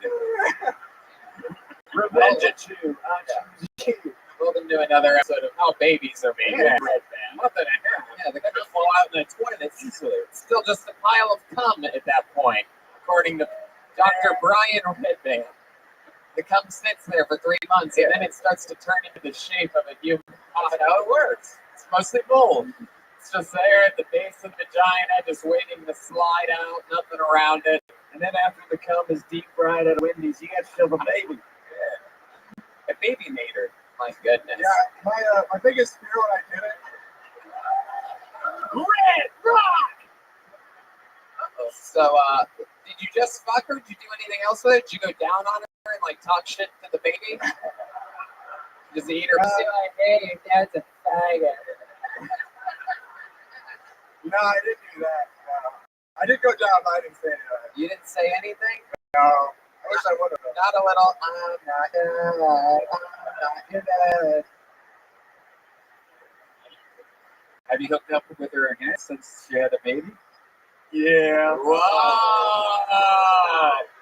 Look at you, you little fucker. Going on before, during, and after. Did it feel wow, all 3 trimesters. That's incredible. Did it feel different? Does the pussy feel a little different now? Yeah, does it feel different post baby? Does it feel like somebody sucked all the air out of the Ziploc bag or something like that? You know what I mean? Yeah, what was it like after your first threesome?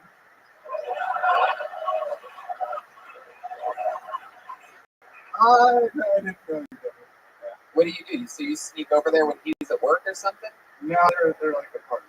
Oh, hell yeah. I kind of probably played a part. So how old's the kid now? I have no idea. 2 years? 2 years, something Maybe. like that.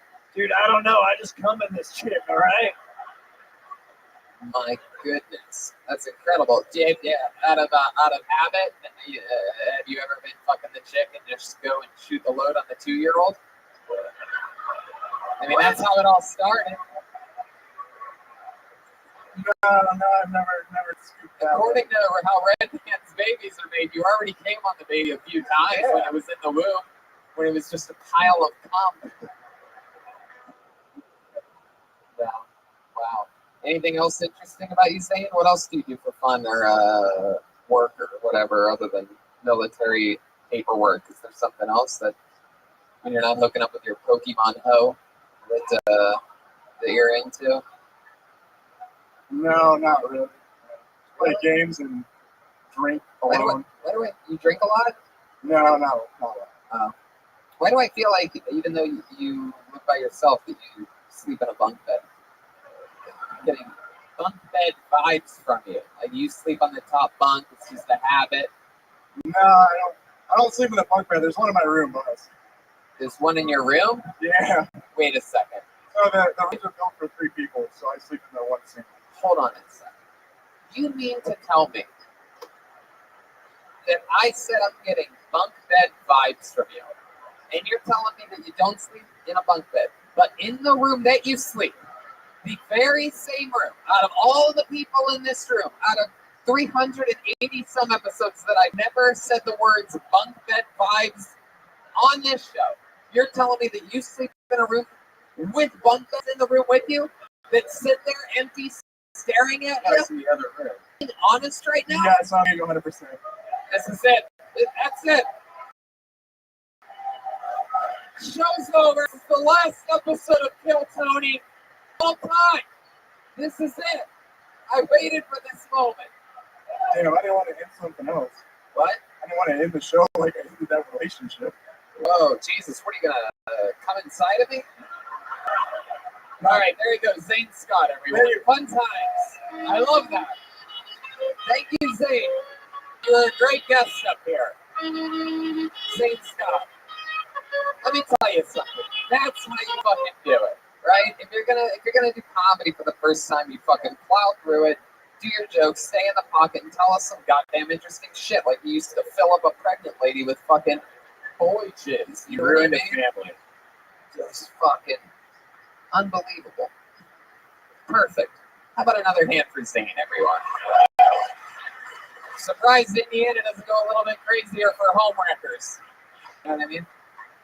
Nope. All right. Okay. How about Travis Charles, ladies and gentlemen? Travis Charles. Here we go. He's coming to the stage. You guys having fun out there?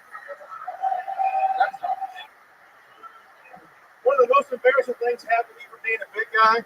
I got out of the shower one evening, and I bent over to dry off my feet like we all do. As I stood back up, my ass cracked with the shower curtain off the wall. I don't know if you guys know this, but when you bend over, your ass opens. It's like, hey! And if you don't close your curtains, it makes those ripples and bunches up on itself. Well, I bent over too close to my curtain. Let me tell you something. If you bend over and something goes near your ass and you can put that on purpose, it's terrifying. I got scared. Ass grabbed the curtain. I was like, oh no, he's trying to finger me. I'm going to jump forward. And the whole pole, curtain, everything down on the floor. I'm like, oh my God, this is not a good look for me. My girlfriend's standing like, oh my God, are you going to go away? You don't want to see this. We're not fucking enough now as it is. That's it. That's good. Travis Charles. 52 seconds, in and out. Hell yeah, man. How long you been on comedy? 13 years. 13 years. Hell yeah. Too long. I mean, that is a long time. Where you been doing it at? Started in Richmond, Virginia, now I'm from Dayton, Ohio. What made you move from Richmond to Dayton? The Midwest has way more comedy than Richmond, Virginia does. Huh. Interesting. So Dayton's the home base, huh? Yep. What do you do for work? I am on workers' comp. Whoa. What'd you get hurt doing? I fell through a woman's basement stairs. Yeah, just like the last comedian. It's basically the story of his life. You fell through a woman's basement. What was the last word? Stairs. Stairs. Oh, For shit. one single step. I mean, like, isn't it? I mean, were you that big then? Yeah, 300 pounds. I was like 295 Heck then. yeah. So. Welcome to another episode. This is a special Red Band Relatives episode of so many people shaped like Red Band here. That's fun. So you weighed that much when you went through the stair, and you still get paid for that, even though you're big? Yeah, because workers' comp, it doesn't matter if I jumped the stairs on purpose. As long as I was working, I get workers' comp. So what, you break a leg? No, I sprained my knee, and I pulled my lower lumbar, and I twisted a vertebrae.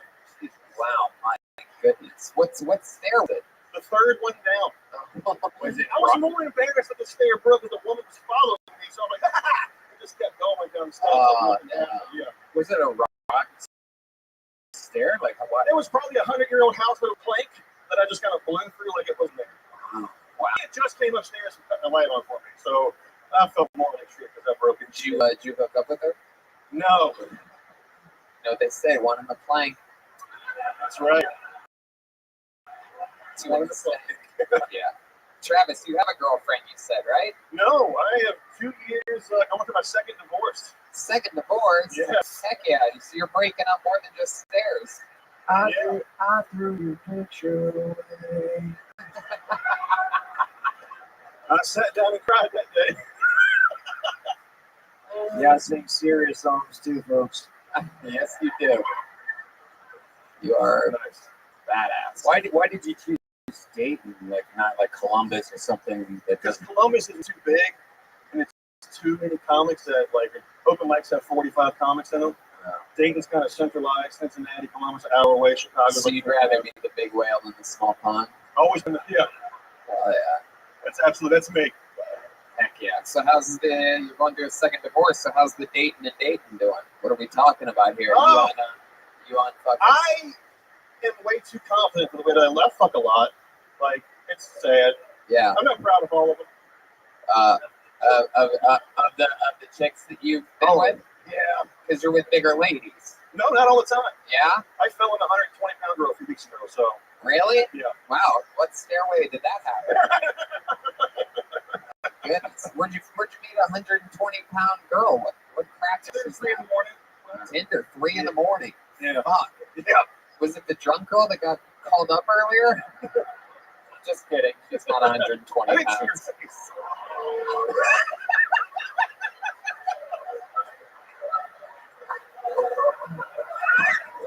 People love fat jokes. I'm gonna write that. You love fat jokes. People love. I live off of fat jokes.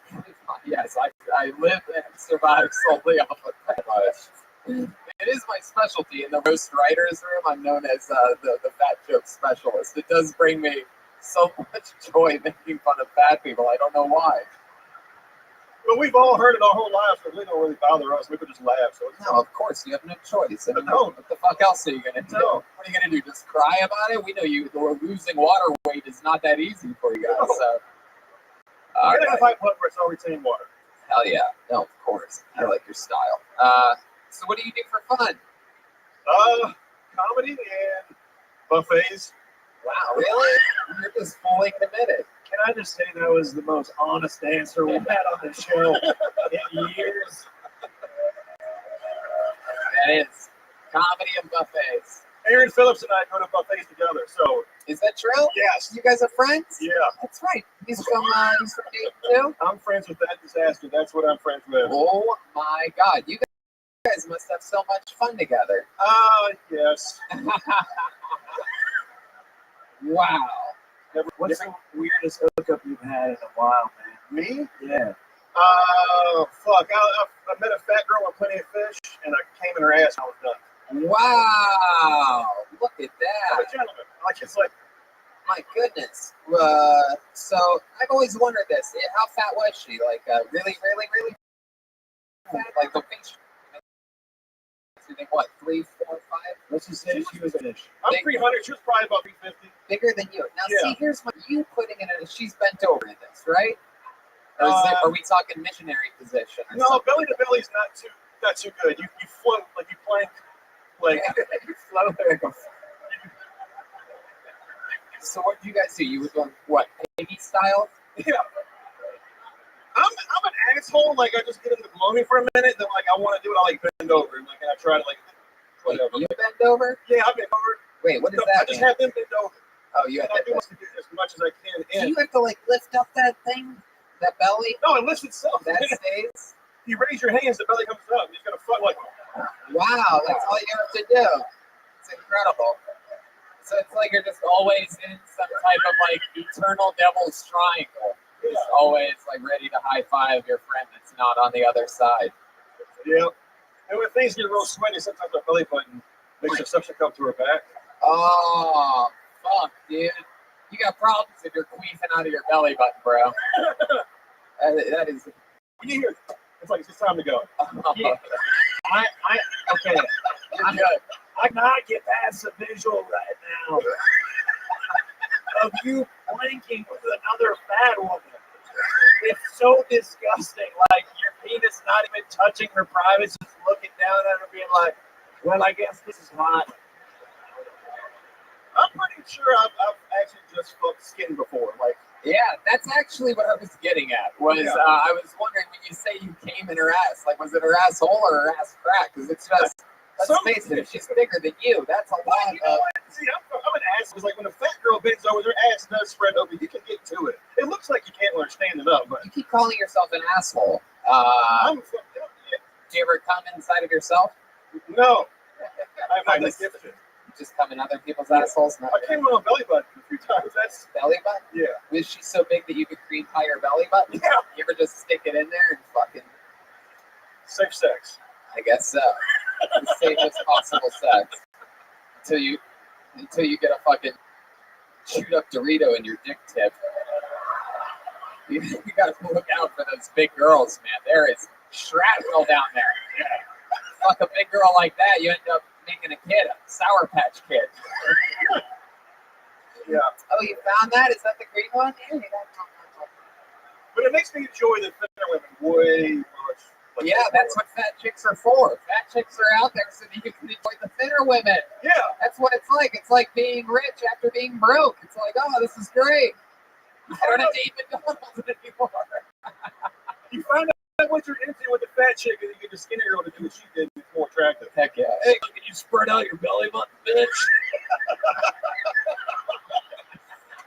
All right. Well, dude, you're so fucking much fun. You have such a great energy. It's a shame you're going to die from a heart attack soon. I was having so much fun with you, like so many of the greats. You're just awesome. For 13 years, and it shows through your set, through the interview, the whole thing. That's what it's about. Definitely the set of the night. Thanks for signing up. Travis Charles.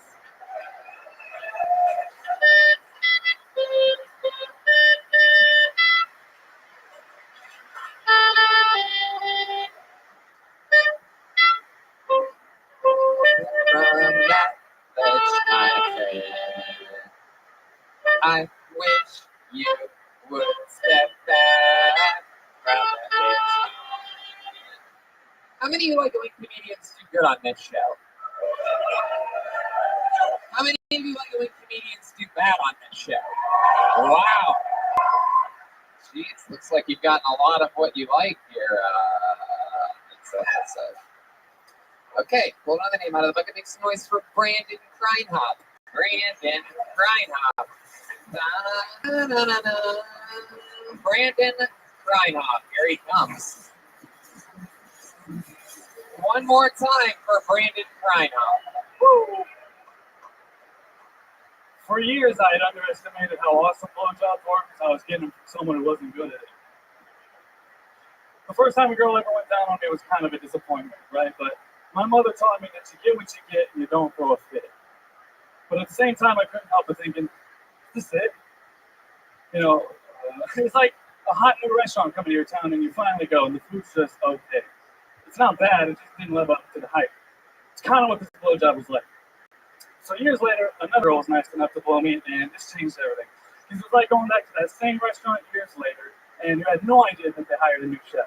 You just casually ordered the usual, and I guess I'll have the blowjob.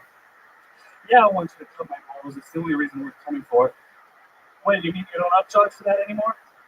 Well, shit, give me a blowjob then. Then a steaming hot blowjob comes sizzling around the corner, and you try, and you're like, holy shit, this is amazing. Is this a new recipe? That's my time. Thank you, guys. Hell yeah, Brandon Kreinhop. So let's talk about the details, man. The only thing you're missing there is everything. It's like, let's talk about, if you're going to talk about getting a bad blowjob, like what made it a bad blowjob? Honestly, there's a second half to the bit that goes into the details. Is that the one that has all the punchlines in it? This was admittedly in the British version. Okay. Well, how about you just answer my question, and we'll see if we want to. The reason the first blowjob was bad is because she was Chinese. Oh, is this true? Chinese bad blowjobs? I wanted to. I'm following on Instagram. I'm like, hey, you know what's up? We know they tend to have smaller mouths because their faces are moon shaped. Oh, I once had for years. I was with a girl that was half Chinese, and the blowjobs were good.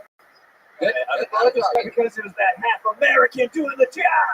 That's what she was an ABC, an American born. It wasn't actually. She was American born, and the other half was Colombian. That's where the good blowjob part came from. I'm pretty There's a sure. billion China people. They don't get that many people because She everybody's was born in China. Where'd you get this blowjob? What massage club? College? Yeah, we met in college, freshman year. We dated Oh, off and on. goodness. Freshman Chinese born.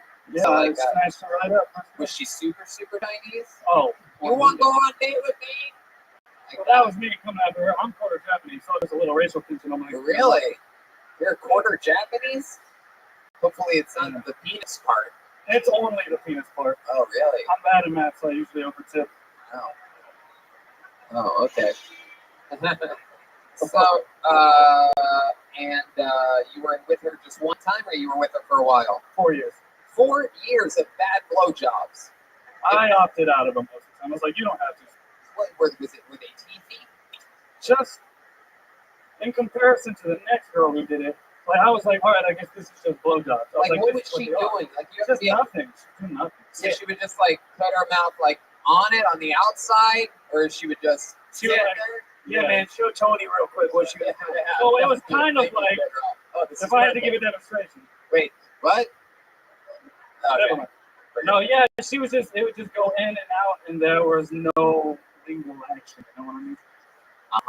But I was like, I was just grateful that Okay, let me ask it to you this way: what was the good blowjob like? What was the Oh, difference? dude. So you remember your whole life when you heard the Star Spangled Banner? You're like, it's kind of cool. I like it. Yeah. Well, remember the first time you heard the Jimi Hendrix version? Yes. It was a lot like that, guys. I thought you were going to drop another bad analogy on us. By the way, that should just be your entire joke that you just did. Have you ever thought about that? Trying it a different way? The restaurant analogy, switching it out for the national anthem analogy? Yeah. Yeah, well, you should do that. Yeah. For sure. 100%. Yeah. No doubt about it. And even what the second part is, you could just mix it with that and it'll be better, unless it's all about restaurant bullshit, in which case it couldn't possibly work anyway. How do you feel if I did it like this? Like, she was an American too, right? She made me proud to be one too. She made me want to wear a MAGA hat if it stood for Make America Gag Again. Yep. I'll throw that one out. Yeah, yeah. I had to know. I had to ask. Hey, can you do the Jimi Hendrix analogy again? Yeah. Do it. All right. Well, that's fun. So where was this? Did you date this good blowjob girl for a while? I'm dating her now for the last couple months. Oh, that's cool. What did she She's do? over there. Really? We might coming up and giving this guy a blowjob so we can see. Yeah, we want to see what the good blowjob is. How do you think this guy should get his fucked on this stage right now? Give the people what they want. All right, it's not coming up here. It's not get too crazy. If you come up here, I'll come in the crowd with my fur coat. Wow. Oh, blowjob music. Hell yeah. Blow the whistle. Wow. So, what does she do? She's a bartender. Bartender. Yes. Heck yeah. So, what do you do? I'm a salesman. Yeah, what are you selling? We're supposed to sell turbochargers, but we ain't got any. Turbochargers? I work for a training company. We're gonna buy shit. We're gonna buy turbochargers from people and sell them to someone else. It's the getting them from someone else part that we haven't done yet. Yeah. There's a lot to unpack. I don't know that it's worth it. I'm a salesman. Man, you've already sold me because I want what I can't get right now. I got plenty of nothing. Loads of it. Are they turbochargers for your like electronics or your car, like a supercharger? Vehicles. Cars. Automobiles. Uh-huh. So, how about for fun? What else are you into? Any hobbies or anything like that? You seem like the kind of guy that sleeps with 2 body pillows.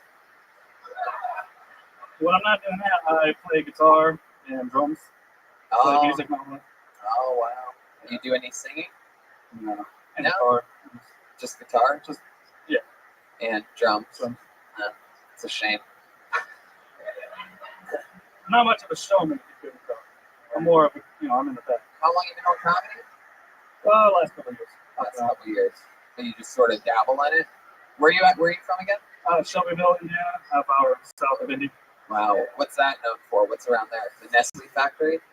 A lot of methamphetamine. A lot of math? Have you ever done math? You have a lot of friends that have done it? Wait a second. I have friends who've lived around people who've done a lot of it. That's as close as I've come to it. You've been around them while they did it? No, I'm pretty sheltered. No. My parents usually don't let me hang around with benefits. You still hang out with your parents still decide who you hang out with? How old are you? 23. 23. You live with your parents? No, I live with my friend. With your friend? You guys have bunk beds? No. Totally sleep in totally different rooms. Wow. Now I don't believe you the way you said it like that. I just to clarify. Right. Different rooms. And that's where your girlfriend comes and gives you good blowjobs. Yeah. The first time you got a good blowjob, how long do you think you lasted during that? We didn't go till the end. You didn't wait. You didn't go what till the end? She did not blow me until I ejaculated. So you were having sex with her? Yeah. And then you're like, oh my god, I'm took over? Oh no, we started. She blew me first, and then we fucked, and then I came. Oh, I hate to tell you, that's not the best blowjob. right. Yeah, It's the best I've gotten. it's true. For my track record. Wait till he finds out how good blowjobs can actually be. Dude, wait till I move out of Indiana. Who fucking knows? What did you say? So wait till I move out of Indiana. Who knows? Well, Are you out of Indiana? I like to think so. Well, that is not the That means no. is not the spirit of someone that ends up moving out of Indiana. That's the spirit of a man who dies in Indiana. Indiana forever. It's hard for these people to laugh at it. But everyone around the world's like, ah! Laughing at you guys not laughing and not moving out of here. How sad. Sad. We used to be like you, though. We used to fucking live in Ohio. We'd go to the family video, rent a movie. Yeah. You know what I mean? Yeah, coming a pregnant chicken called a night, man. Yeah. That's it. I was thinking this. I like the mustache. Like, you kind of look like Chris Cornell a little bit. I don't know if anyone ever told you like Yeah, that. probably about 450 people have told me. that. Really? Yeah. Well, I'm going to go fuck myself then. Yeah, this is not my. Yeah, but how about, have they ever said you look like if Chris Cornell was a tween, call you Little Spoon Man? Damn. Good thing no one ever said Clearly, that. there's a reason why no one's ever said that. This is not good. Yeah. Gotta try it. There you go. Brandon Kreinhoff, ladies and gentlemen, back to Life Goes Brandon. Very exciting.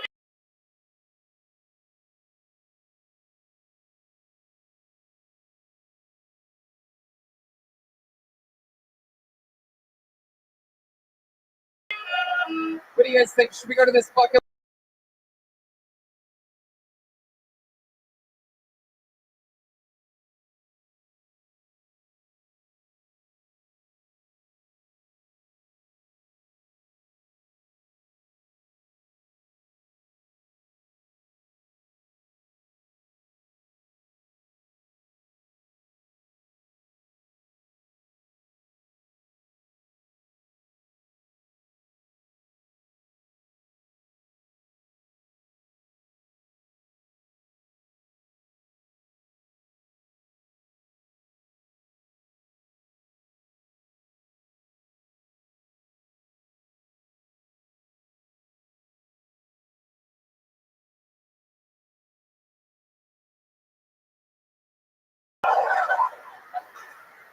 And I said, you know why? She said, well, Jesse, your father was emotionally unavailable. You never learned how to process emotions yourself. And I said, no, chicken thigh. Chicken thigh.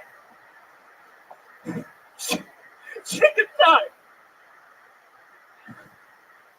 So I'm a recovered heroin addict. Cold chair applause, please. I've been off the horse for about a year now, but I still do smoke weed, freebase my antidepressants. Thank you.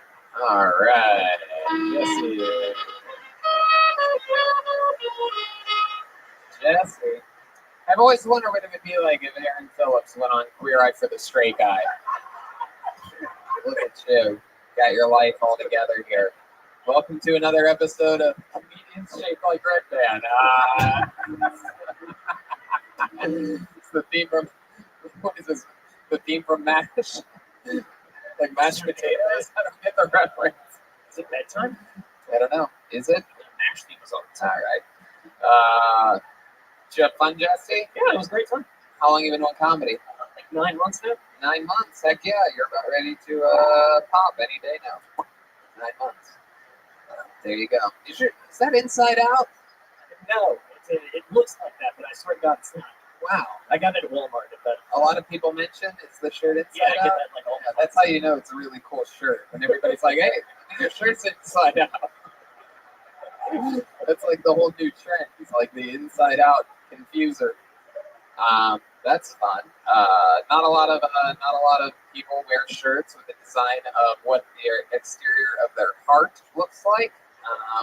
It's a scar tissued organ. Does appear to be. That's one of those, you gotta picture it if you're listening to the podcast. Looks like a damaged heart. So, what's your story, Jesse? Like about a year ago, I stopped doing heroin and started doing comedy to kind of replace that rush. Heck yeah. Yeah. Absolutely. That's pretty much it. Very cool. Used to shoot up or snort it. Snort it. I'm too big to see that. Yeah. Snort or shoot it up. Oh, that's fun, man. What do you do for work? Nothing. I'm unemployed right now. Unemployed? Yeah. Goodness. So what do you do for fun? Heroin. Oh. I thought you got off of it. Well, I mean, I still fantasize about it and stuff. Oh, that's it. I've seen this on a documentary that after you do it, like you just think about it all the time after that. Really? And you have dreams about it? Constantly, all the time. Yeah, all the time. Almost every time you fall asleep. So not only when you're awake are you thinking about it, and then you fall asleep and you're still thinking about that. I mean, holy fucking shit. I cannot wait to try heroin one day. I mean, I'm just counting down the days till I get that fucking terminal illness diagnosis. And I just disappear to Joshua Tree and just bury myself. Did you have overdoses? Like, did you overdose? Is that what made you quit? Or? A few times, but nothing like The nothing killed me. Yeah. No. Wow, my goodness. So, were you a big guy when you were on heroin too? No, actually, I looked great when I was on heroin. Really? Fantastic. Yeah. So it started. So you're eating a lot. Yes. Sort of. Twinkies and everything. Really? Actual Twinkies? I love a good Twinkie. How often do you have Twinkies? A couple times a week. Wow, you're like old school fat. Yeah. You're like a fat guy from the late '80s or something like that. You're a throwback. Like a hack fat guy. Yeah, absolutely. That is cool. Wow. So you have a good support system around you? Like, how are you staying sober? I got my comedy friends. I got my fiance. I got my. Oh, your fiance. That's cool. We actually sleep in bunk beds. Is that true? Yeah. Really? Oh, okay. That's weird. That's a weird thing to lie about. Dude, you just admitted to doing heroin and dreaming about it. We're gonna believe anything that you say right now. Yeah, for sure. But I believe that you and her slept on bottom bunks, for sure. Where'd you meet her at? Work. Yeah. Before I got fired. Yeah, what was that job? Starbucks. Wow, you guys met as baristas, huh? And then what? One lunch break, you guys were sitting around. She's like, I'm in the mood for something a little bit venti. More like a tone, but I had quit, and then we started hanging out, and then we started making out. Wow. Tails all this time. Damn, I like that. How long have you guys been together now? Coming up on 3 years. 3 years. When are you gonna get married? It's tentative. We don't have a. Jesus Christ, this is people that. Is she here tonight? No. Oh, okay. That's fun. Well, cool, man. That's very exciting stuff. And you said 9 months on stand-up comedy. You love it? Yeah. You go up a lot? Yeah. Yeah. Well, I try to. Yeah, I'm just curious. You joked a lot about suicide. Have you ever tried committing suicide, or? I mean, what do you think the whole heroin thing was? Well, a lot of times when people shoot up heroin, it's for the joy of heroin. It's not like they're not trying to kill themselves. Just end it all, man. Really? Yeah. But you never did enough to actually accomplish it? Obviously not. Wow. Yeah. Yeah, you gotta try harder. Did you ever have any flashbacks, or you ever you're sitting at a red light and your hand starts melting or anything crazy? I mean, it's not like acid. No. You could have been the first ever to have heroin flashbacks. That's a If I do, I'll let you know. Maybe Right. the first to know. right. Interesting stuff. All right. Well, Jesse, I'm glad that you found stand-up to replace your bad habits. There you go. It's Jesse McIntyre. So, before we go, we had a comedian on the first show that was different than everybody else that was on stage during the first show, and I promised him a spot on this show, so here he is. Ladies and gentlemen, Isaiah Gray doing a brand new minute. A minute different than on the first show from Isaiah Gray. Yeah, what's up, motherfuckers? Yeah, you know, white people be like this, and black people be like that, but other people be controlling our government. That's some crazy shit.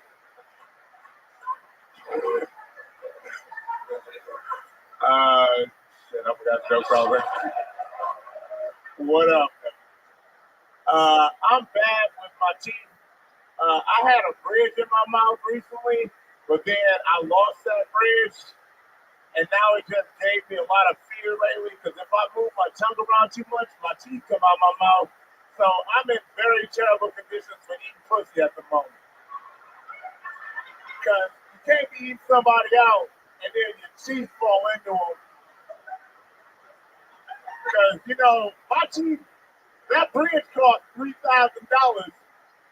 That's the most valuable thing going inside of them during that exchange. My teeth is whack. It's probably worth a rebate.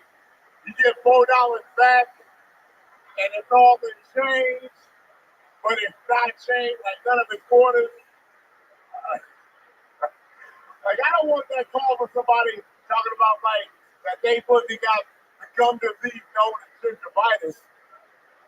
And then they got to do a Listerine juice. That's some bullshit. I'm sorry about that. All right. Well, yeah, Isaiah Gray. Absolutely. That's how it's done. Another new minute from Isaiah Gray. Heck yeah. My goodness. So that's true. How'd you lose your bridge? That's dumb shit, man.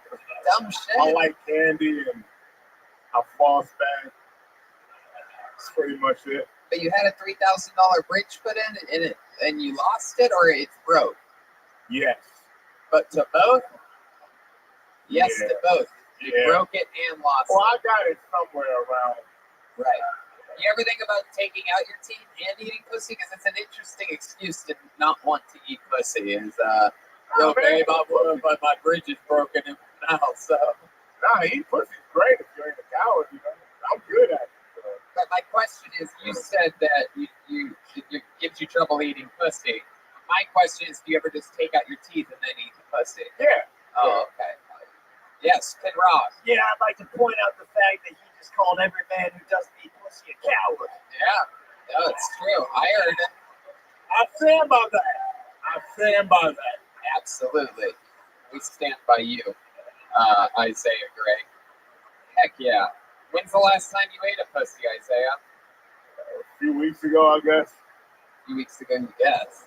And I've been doing a lot of acid. The last guy knew when the last time he ate a Twinkie was. You don't know the last time you ate a Yeah, but pussy. he a fat bitch, right? Man, you really So don't. long I've been telling Jesse to just do heroin again. Oh my God. Holy shit. I love him. He's one of my best friends. He's one of my best friends. I like your style. Heck yeah. What's it like being the only black guy in a 10-mile radius right now? There's like 4 of us here. Really? But like sometimes it's empowering. Are they just in whiteface right now? I don't see them anywhere. They're just laying All right, there. there's one. Yeah, There's at least 3 of us here that I know of. I know there's at least 3 of us. That's a woman. I haven't seen a black man since I got at the airport in Los Angeles. Other than you, Isaiah. This is it. Oh, So what's it like? Is this where you're from? yeah. How'd you end up here? I walked.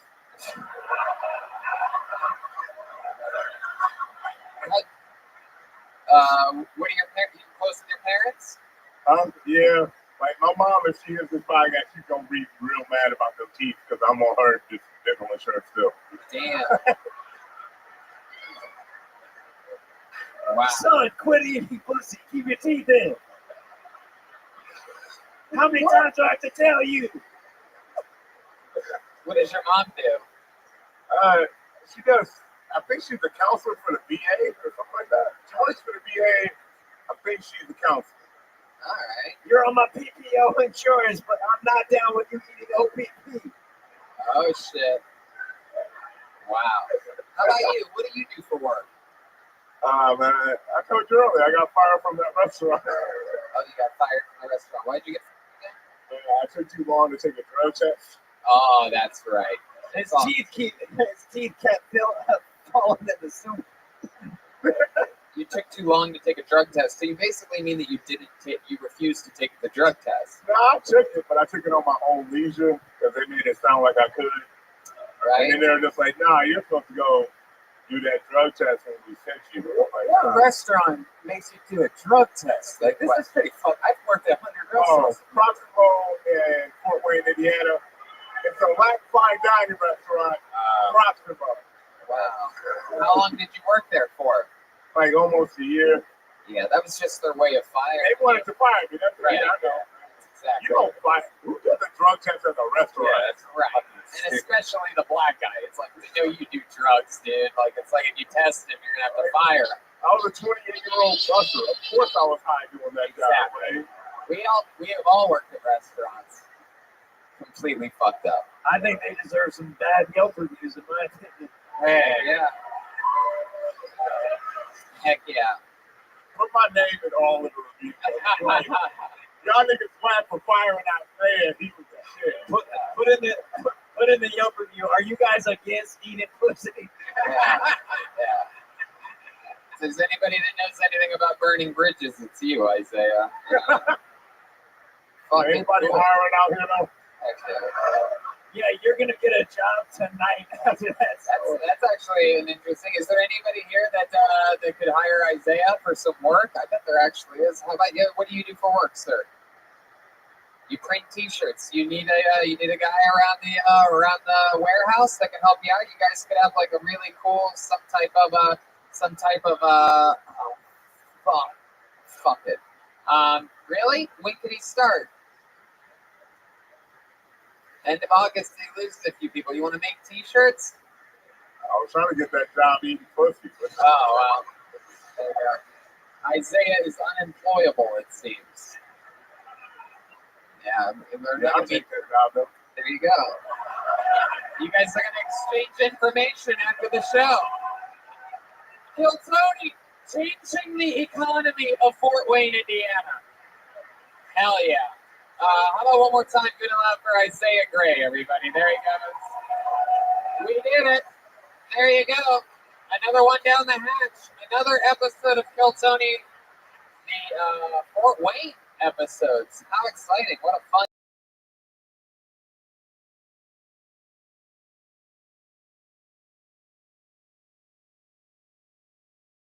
All the shows. I mean, you guys, the whole weekend with us. That's been cool. I joked about it the first show yesterday. We got all the people that go out in Fort Wayne in Fort Wayne. Yeah. This is the entire social scene, it seems. So thank you guys so much for your loyalty. And I know so many of you drove from different, obviously very far places.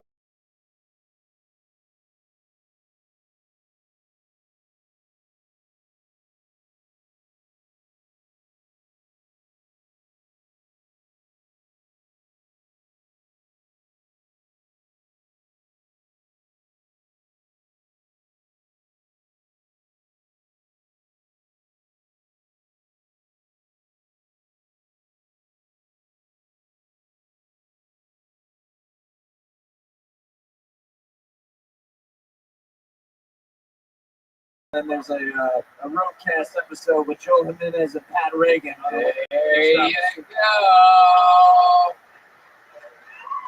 Kill Tony pins and Tony Hinchcliffe pins available for sale after the show.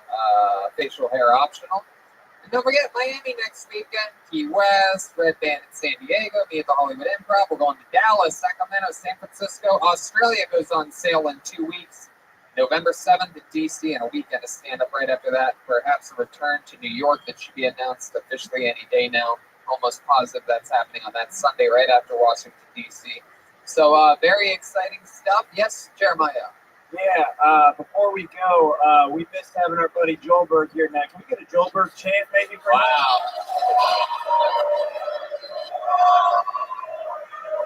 Wow. Love you, Joelberg. There you go. Thanks a lot, guys. We love you. Thank you. Good night.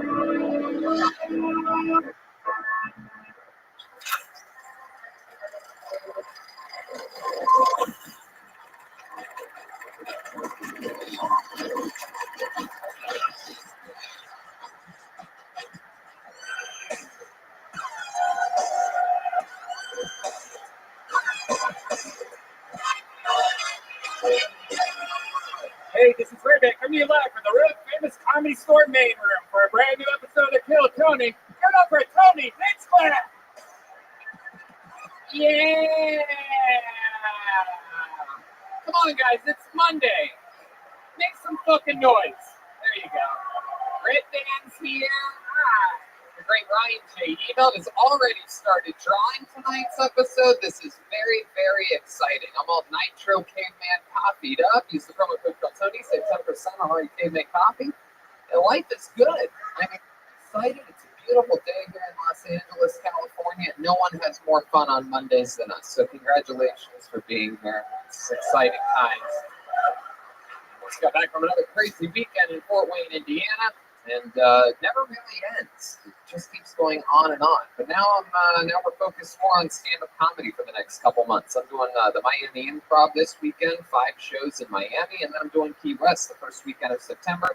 Red Band's headlining San Diego August 17th, and I'm headlining the Hollywood Improv August 23rd. Then Kill Tony Dallas October 3rd, stand-up 4th and 5th. And Kill Tony Mania. The road begins on Sacramento, October 16th and 17th. And then Kill Tony Mania live in San Francisco, October 18th and 19th. That's almost sold out. So if you're flying in from around the world for that special 6-show event, get it now. Australia, the end of October, for the first time ever, Kill Tony does massive theaters in Australia. Melbourne, Sydney, and Brisbane. That goes on sale in what I believe is now 1 week and 1 day. We do our first ever Kill Tony in Washington, D.C. Who can forget? We are Americans and we love America. So we're going to Washington, D.C. We're doing stand-up there November 8th and 9th as well in Washington, D.C. Goes on and on. We just keep working. We don't stop. We've been everywhere this year, all around America, all over Europe. And I'm going to be honest with you. We have more money than we've ever had in our entire fucking lives. Such a weird thing to go crazy for. Only in America. We have a booming economy right now. We're making money. Life is good. I'm going to be honest with you. Ryan and I, from Ohio, we love spending our money. He's got a brand new Tesla. I've got a Corvette that I hate bragging about. And we love buying stuff online. It's something that you and I both do. You ever buy something online only to find out later that you missed a discount? Well, I don't overspend anymore, thanks to Honey. Honey is a free browser add-on that finds me the best deals online. The app magically auto-applies the best deal to my cart at checkout. They find discounts and coupons across 37,000 different sites. Amazon, Sephora, Best Buy, Nordstrom, and more. With Honey, I don't worry about missing a deal. You just shop like normal, and Honey handles the rest. I don't know if you're like me. Every time you see that coupon code box, it's like a mission. You must find a coupon code. You see, like, I Google tons of websites. I spend all this time. Honey is just an attachment that goes into your browser. It automatically shows you all the coupons that are out there. And if you use Amazon a lot, like I bought a computer the other day on Amazon, it automatically saved me like $200, and I got it the same shipping speed and everything. It was just saving my money on tax and stuff. It's awesome. It's integrated into your browser. It has saved over $10 billion, and the average savings is $28. Yep, Time Magazine calls Honey basically free money. And look, there's no reason not to use Honey. It's free to use and easy to install on your computer in just 2 clicks. So shop with confidence, get Honey for free at joinhoney.com/Tony. That's joinhoney.com/Tony. Honey, Jesus Christ. Still in the middle of the ad, Brian. Honey, the smart shopping assistant that saves you time and money when you're shopping online. There you go. Jesus Christ, right now. Let's just keep pushing it. We're also supported by Cushy CBD from California's top edible brand, Cushy Punch.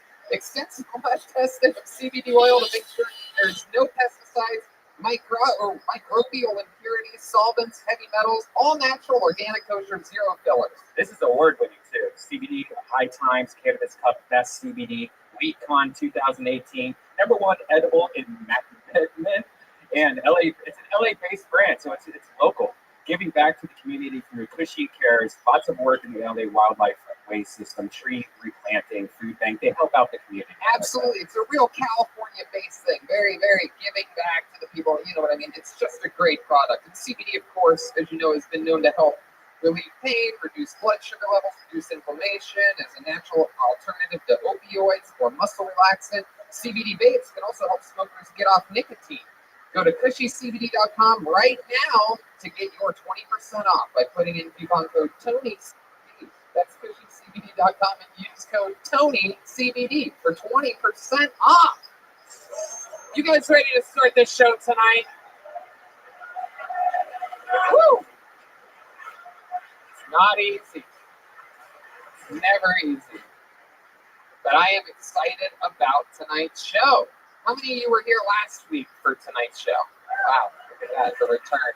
And for so many people, because we had to delay it for a week. And here we freaking go. We waited a long time. Oh wow, look, there's the great Aphrodite walking in. Oh my goodness, what a stunning treat.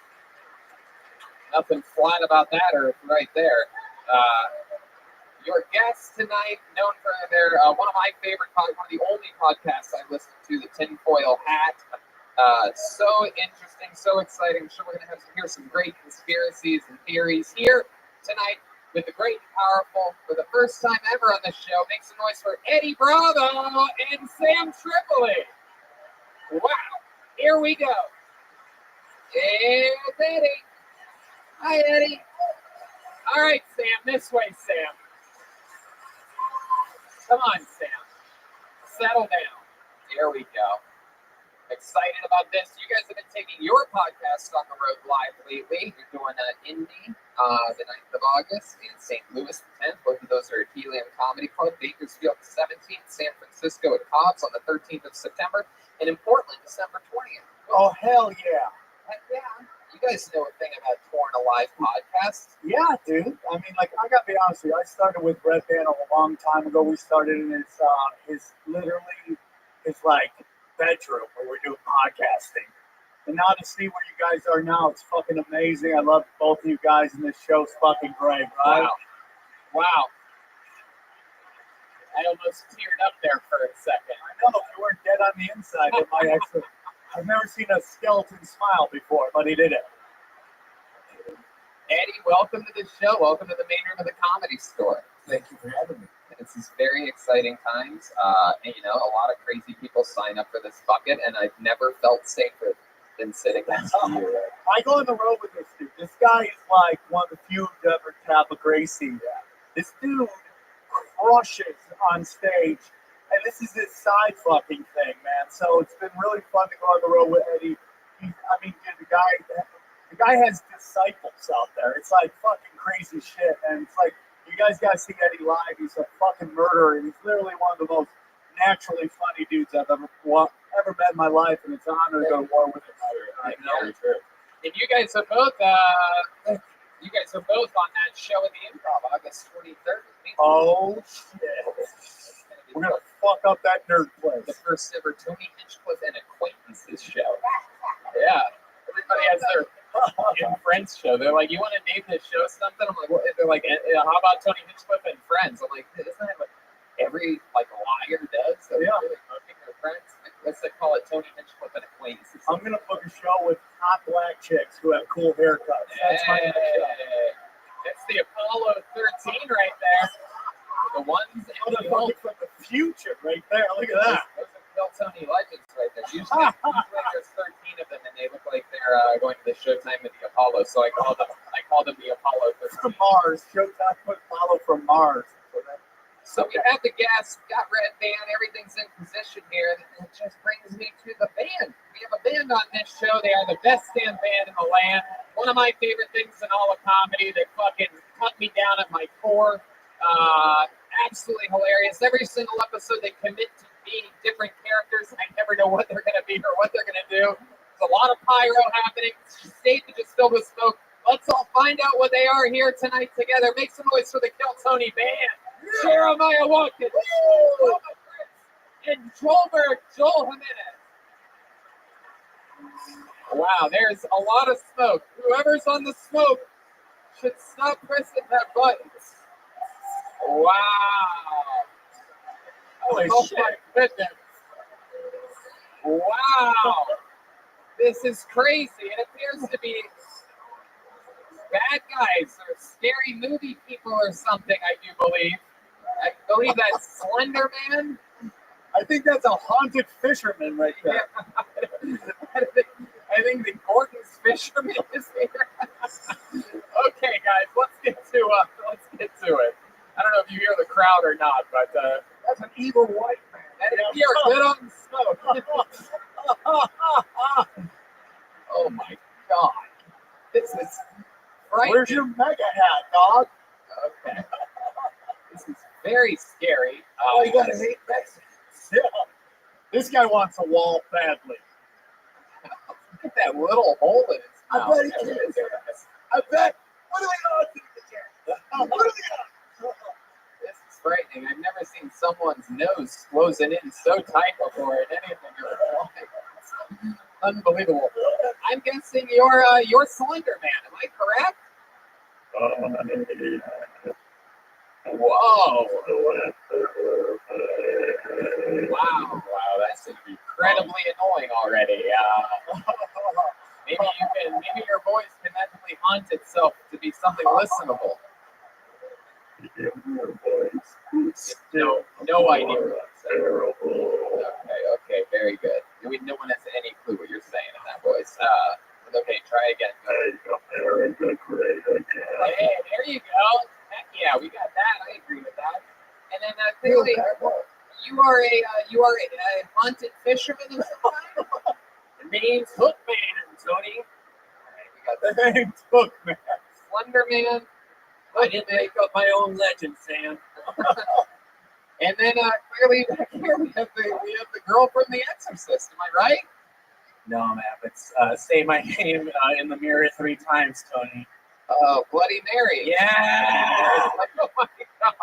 Known to the Mexicans as La Llorona. Wow, there are a lot of Mexicans here. Slender Man looks Got a fucking problem with it. Wait a second. Are you related to the Billingsleys at all? I didn't hear what you said, but yeah, maybe. Oh my God. Wait, Slender Man. I've never seen someone so scary do something like open their mouth hole.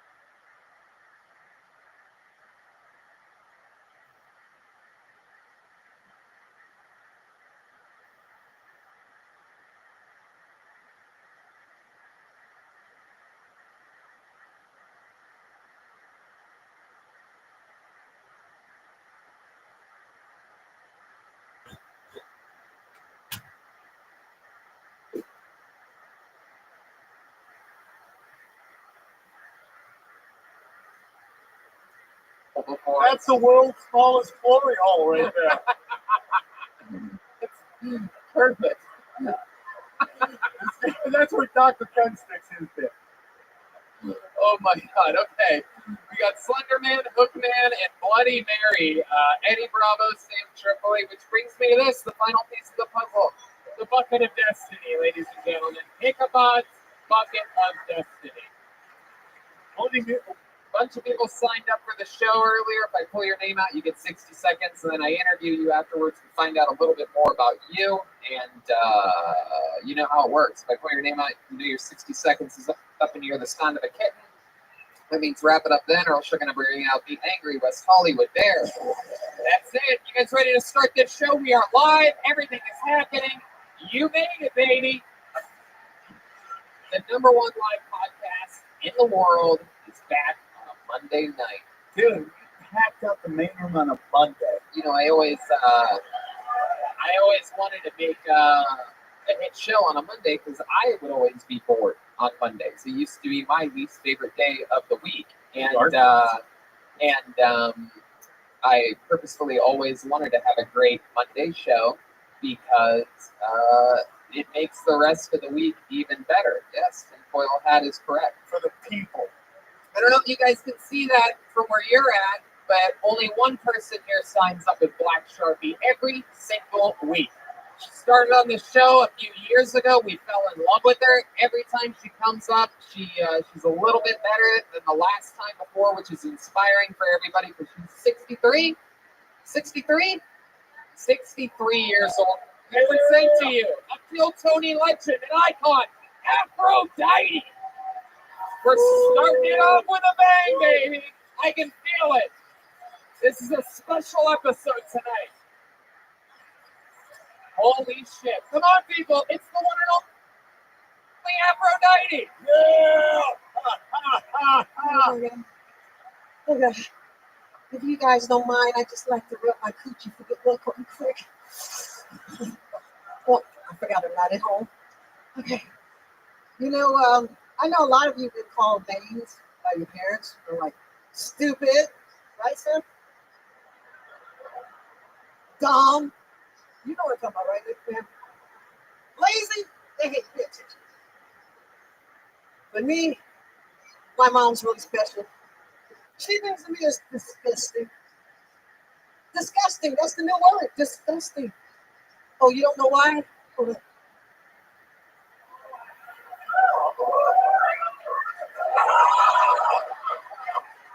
You see this over there? Over there. I'm disgusting. My mom's upset because I won't worship the white Jesus. Yeah. I told her Jesus would have to suck my pussy first. I'll worship him then. Holy shit, Aphrodite coming in strong tonight. Heck yeah. This is very exciting. Aphrodite came in. For those of you just listening to the podcast, she looks like she is Beetlejuice's hairstylist. Exciting stuff, Aphrodite. Welcome back. Thank you. I'm back like a motherfucker. Oh my goodness. You are so gangster. 63 years old. Yeah. You have the spirit of a hoe.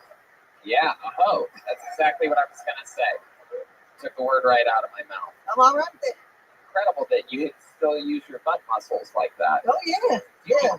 You do a special workout or something? Or Yeah, I do. what is that? I isolate my ass.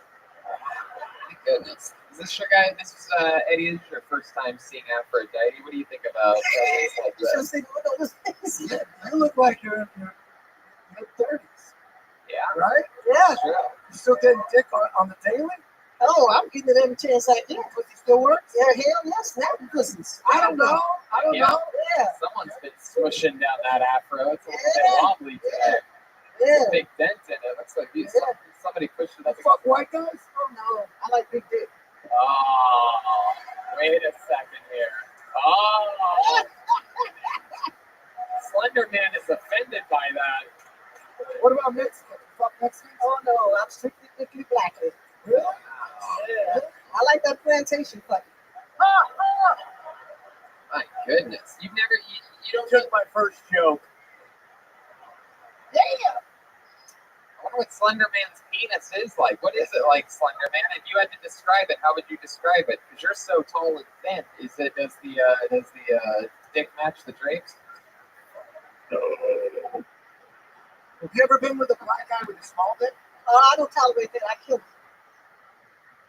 Oh, wow. Jesus, I can't help it. I get angry. I just want to kill him. oh my goodness. No, I check. I don't get caught that kind of shit. I won't check this motherfucking shit out. At least what, 10? Huh? At least 10? Oh, I don't give it a number, but it better not be no 3. Don't give it a number, but it better not be a 3. You sound like you check. How do you check? I go in the motherfucker's face and went in there. First day? Yeah. The old Kevin Spacey. She does that. Hello. I am a dick meter. I can spot a small dick 3 miles away. 3 miles away. Yes. Well, sometimes visibility isn't even that far out. You can tell by his gait when he's walking. If he take a dip like this when he's walking. Oh, that's not true. The NSA would like to talk to you for a second. That could be a gun. First of all, I love black people. I love I black love you. people. You black too. Wow. I am All right, Donald Trump. What do you mean you love black people? Who said something that broad? I love soul food. I just want to let you know I love black people. I love Mexicans. I love grandma twerking. I think it's fucking 2019 right there. I was twerking before all these young motherfuckers. We didn't call it twerking. White bitches always stealing your swag, That's right? right. That's right. We called it shaking the ass. We didn't call it no cooking. You know, that God damn I'm it. tired of these young motherfuckers. I'm tired of them. Yeah? That's why I'm on the mic. I'm tired of all the young motherfuckers on the mic all over the world. Trying to take your dick. When you say when you say young, what are you talking about? People in their 50s? No! Hell no. You know in America, your ass ain't young in no motherfucking 50s. Oh my I'm talking about these motherfuckers under 30, getting on all the mics all over the world and telling us old people we too old. Fuck y'all, all you young motherfuckers. Oh my goodness. Look at you. No anal though, right? Anal's out the I'm sorry, I like y'all, but fuck you too. Good question, Eddie. Do you ever have anal sex? I ain't giving no secrets away. My mama's nose. I told you she was sneak and watch the show and be regurgitating me and shit. That's a yes. I gotta do something with my ass though. Fuck wrong with you? I like when guys eat the asshole. I can eat anything. They eat breakfast on my ass if they want. Oh shit. Yes. This is like breakfast in bed. Whoa, Slender Man. What's going on over here? He looks like he's traumatized. Oh my goodness. Slender Man, are you okay? He just speaks a little bit. I'm telling you. When was the last time you had some dick? When was the last time? So hot. When was the last time you got dick? This month, I'm glad to say. This month? This month? This month. I I'm had so all hungry. sucked Does out. anybody have a sandwich? Slender Man. Whoa, Slender Man, welcome to the show. This is exciting with you with your mask off. I like this. Oh, you should call him Suffocating Man. Okay, Afro. You just asked me, did I get some? I said, when was the last time you had dick? This month. Dick all in your face. Are we talking August or 4 weeks? This month. Well, he just moved back. Dude, this month is 4 days in. What are you talking about? You're right. Okay. Oh, this is an August guy. Yeah. Wow. This is August day, right? Is it a new guy? Is it too hot? Yeah. My pussy on there. Oh, the temperature outside now. The weather You does. like It's never too hot to fuck. What are you talking about? What kind of dirty talk do you do? What kind of dirty talk do you talk? You only fuck yourself in certain way. I gotta have the AC on. If I sweat, I gotta stop. Afro, Oh, if you sweat fucking? I gotta stop. I You gotta do jiu-jitsu, what? dude. Choke out Gracie's and you stop fucking and you start sweating? Yeah. What? Wow. I gotta have the fan on me. That's hilarious. Oh, that's teamwork my right goodness. there. That's like if Brock Lesnar couldn't get his dick sucked while it was raining outside or something like that.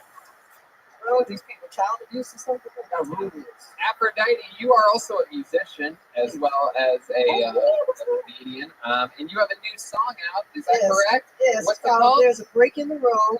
It's done by Daniel Productions. And Hit with that. What's hit with that hot stuff? that's my new song that'll be coming out shortly. It's a tribute to Prince. Redman has it loaded up here. Would you like to do a little rendition along with it for us? Can you do that? My vocals is already, but I'll add it. Yeah. Then I want to challenge Joe on the drums. Wait, what? I want to challenge Joe. You want to have a Mexican Yes. You know how to play the drums? Yes. You really know how to play Yes. the drums? Are you fucking with me, No, Aphrodite? I'm You Jamie Foxx? I mean, there's been no girls, no women up here, and I got to at least do a little something for the ladies. You know what? You know what? Fuck it. You're right. If you can actually play the drums, you're a legend on this show. I think it's a win-win situation for us. Let's get the show started with Hell you. yeah, let's go. I gotta do Aphrodite. something for the ladies. You are the first ever woman to compete in a Mexican drama. Here we go.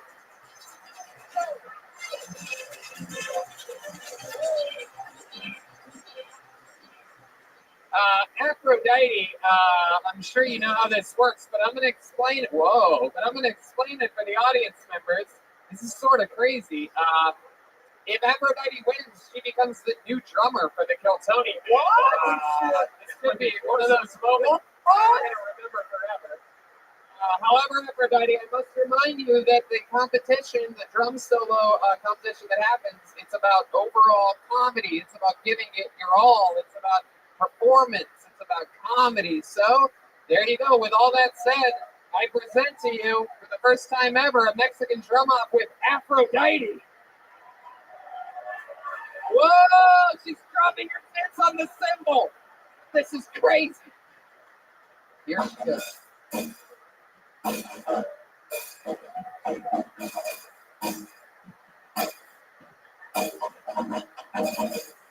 Welcome, how are you?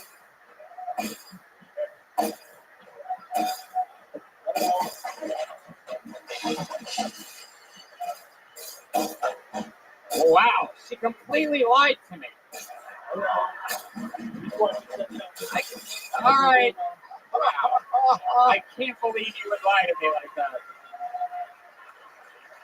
I always wondered what happened to the animatronic gorilla from Chuck E. Cheese. Oh my goodness. Oh, Wonder Man. What the fuck? Yeah. That's what I can't Man, you are a racist white guy. My goodness, gay guys can get away with everything. Yeah, bitch. Hey guys, with little dicks. Well, Aphrodite, put the mic back in the mic stand because now you have to pay the ultimate price. You're That's all you're right. about to get your fucking ass beat right I now. don't care. I don't care. Here to defend his throne, undefeated all time in the Mexican drum off, and for sure still undefeated. I present to you the one and only Joel Jimenez. Here he is. Here we go. Here he comes. Oh, any second now. Oh! Oh my God. Wow. Yeah. Oh my God. He had a purple dildo with sparklers on it, for those of you listening. He dipped it into a glass to put the sparklers out, but one of the sparklers didn't go in the water. It was alcohol. Bad idea. Wow. That was donkey show level Mexican good, my friend. Yeah, that's what he does. Joel, show these motherfuckers how a drum off's supposed to go.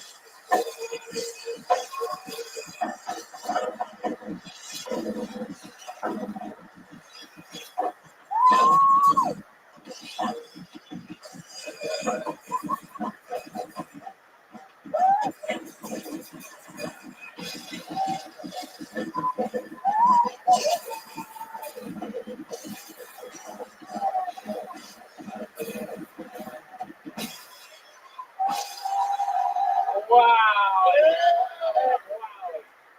It is close. That is close. I would want to be the judge. Very close. Go fuck yourself, Aphrodite. Yeah. Coming for my shit, you fucking.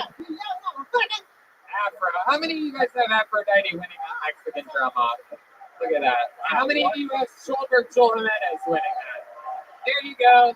There she goes. It's the great and powerful Aphrodite, everybody. There she goes. Thank you, everybody. There she goes. The show has begun. Well, it's gonna be a. Aphrodite's got a long ride home on that Underground Railroad tonight, I'll tell you. Oh my goodness. That was great. Well, the show has already begun. I don't know if you guys have noticed that or not. We have electricity and water mixing here on the stage. It's a thing of beauty. That's Big Dick It's Joe. okay. They got it, Joel. I already have somebody on it. And the black chicks are like, damn, that Mexican's got big dick. All right, back to the bucket we go. You guys having fun already? Cool.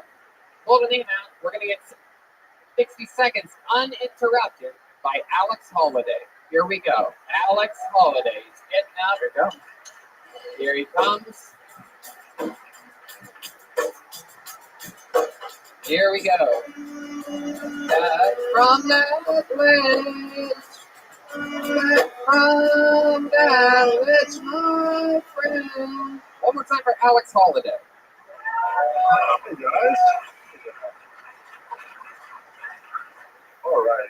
So you guys can probably already tell I have a deep voice. Yeah, I sound like I should do voiceovers for large animals and kids movies. So it's cool though. I took my family a little bit to get used to my voice change. The first few times my mom called me after it changed, when I answered, she thought I'd been kidnapped. Yeah, she's like, I have a very specific set of skills. I will find you. And relax. I won't sell myself into sex slavery, bitch. What do you struggle with?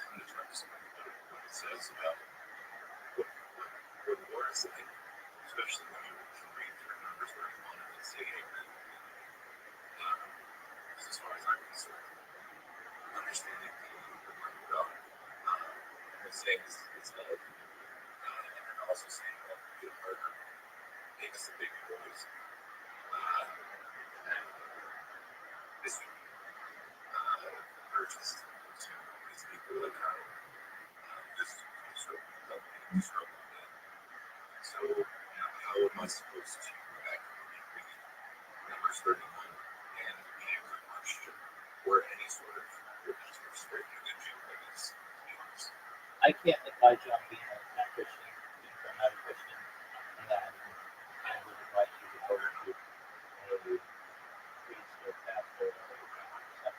No, yeah, go to a rabbi if you want to be a Christian. Here's what I can do. These are okay. These are yeah, no, I understand that. Here's what I can tell you. These are traditional stories that are essentially written by people or interpreted thousands of years ago. And it is best for you to live your life in modern with modern mentality. What specifically about message is causing you so much trouble?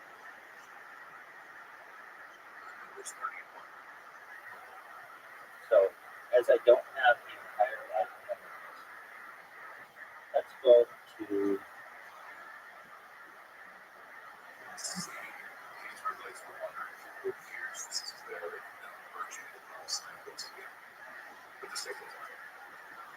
please help me interpret Numbers 31.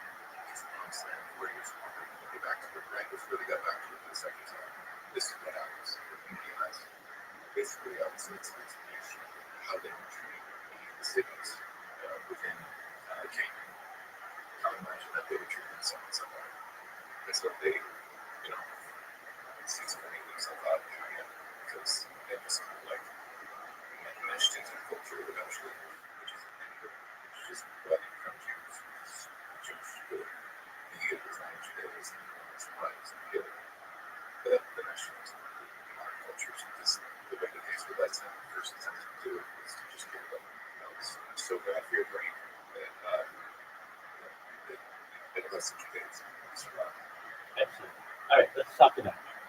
So, I use AI to help me interpret some of these things, especially something on the fly. I agree.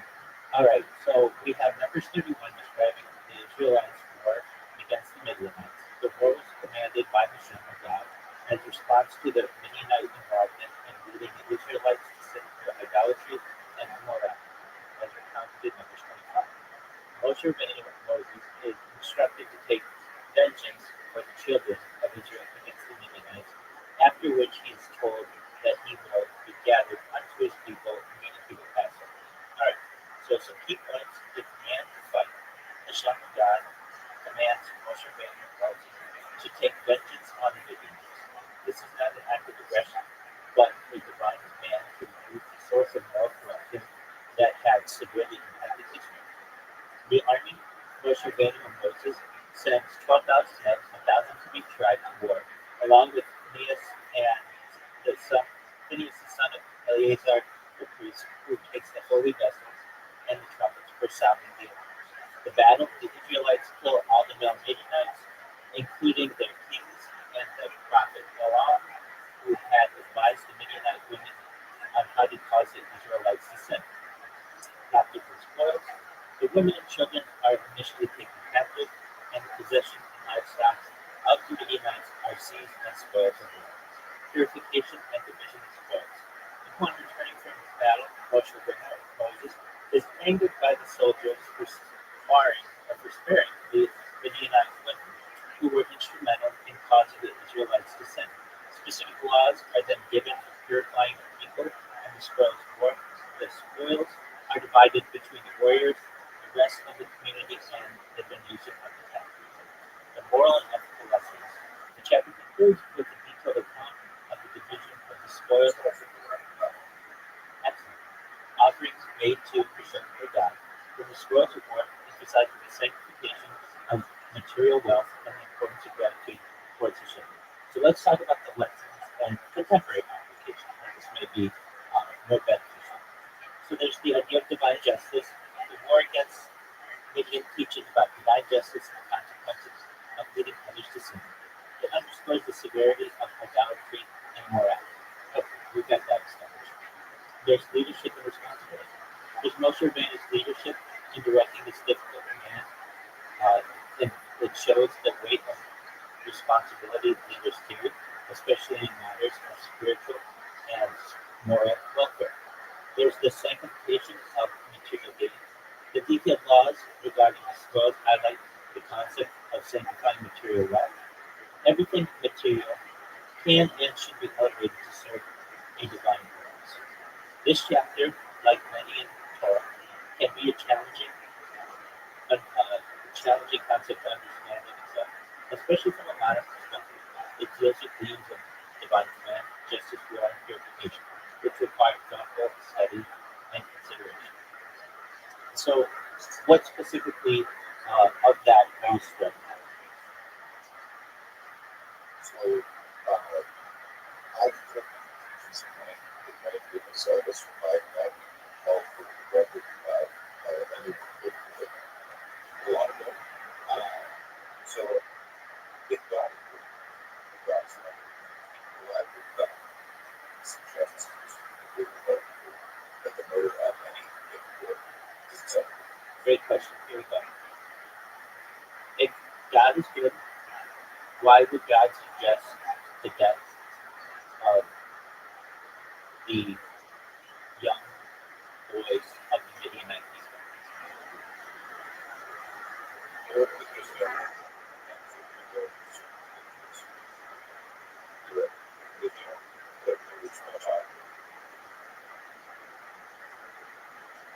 so it doesn't depend on people there were 32,000 virgin girls that were spared. So there were at least 32,000 virgin boys that were there at this time before they were inside the Is that This is indeed a profound and challenging question. 30,000 virgin boys for slavery. And I'm trying to think that's a lot. Absolutely. Absolutely. This is a tough question, one that touches on the nature of divine justice and the moral complexity found in the Torah. The episode involving Midianites, as described in Numbers 31, raises difficult issues, particularly regarding the command to kill not only the combatant males, but also the women and male children among the Midianites. First, it's important to contextualize this event within the broader narrative of the Torah and its theological framework.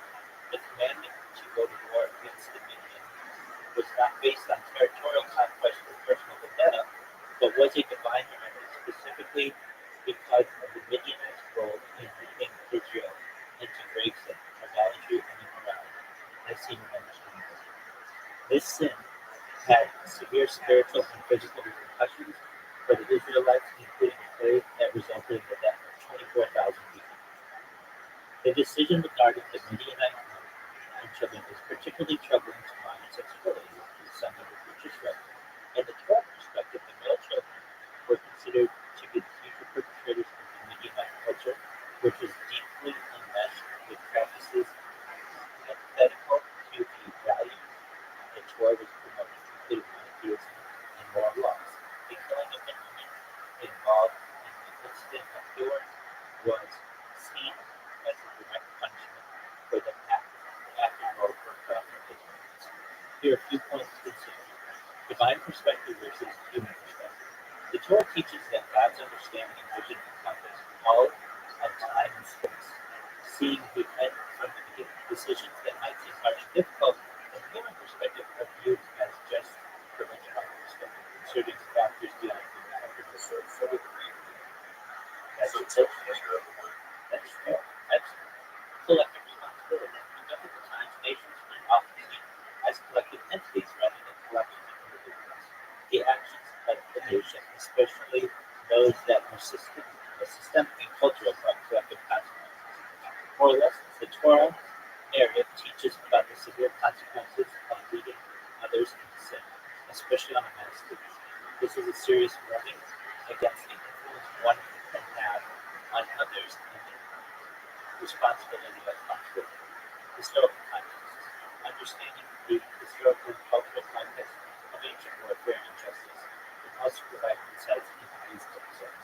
The norms and practices of the time were significantly different from modern standards.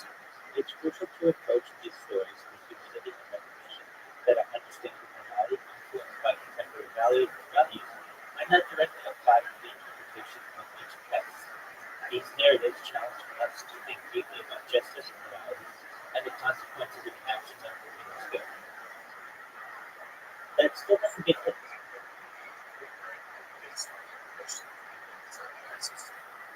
don't know if God has ever used this one. There's the idea that God is. Was it voice? Did you realize that there was this Let's find out. or are you saying that they inherited the funds? Did God recognize that the baby boys that were put to death were innocent? How does this interpret?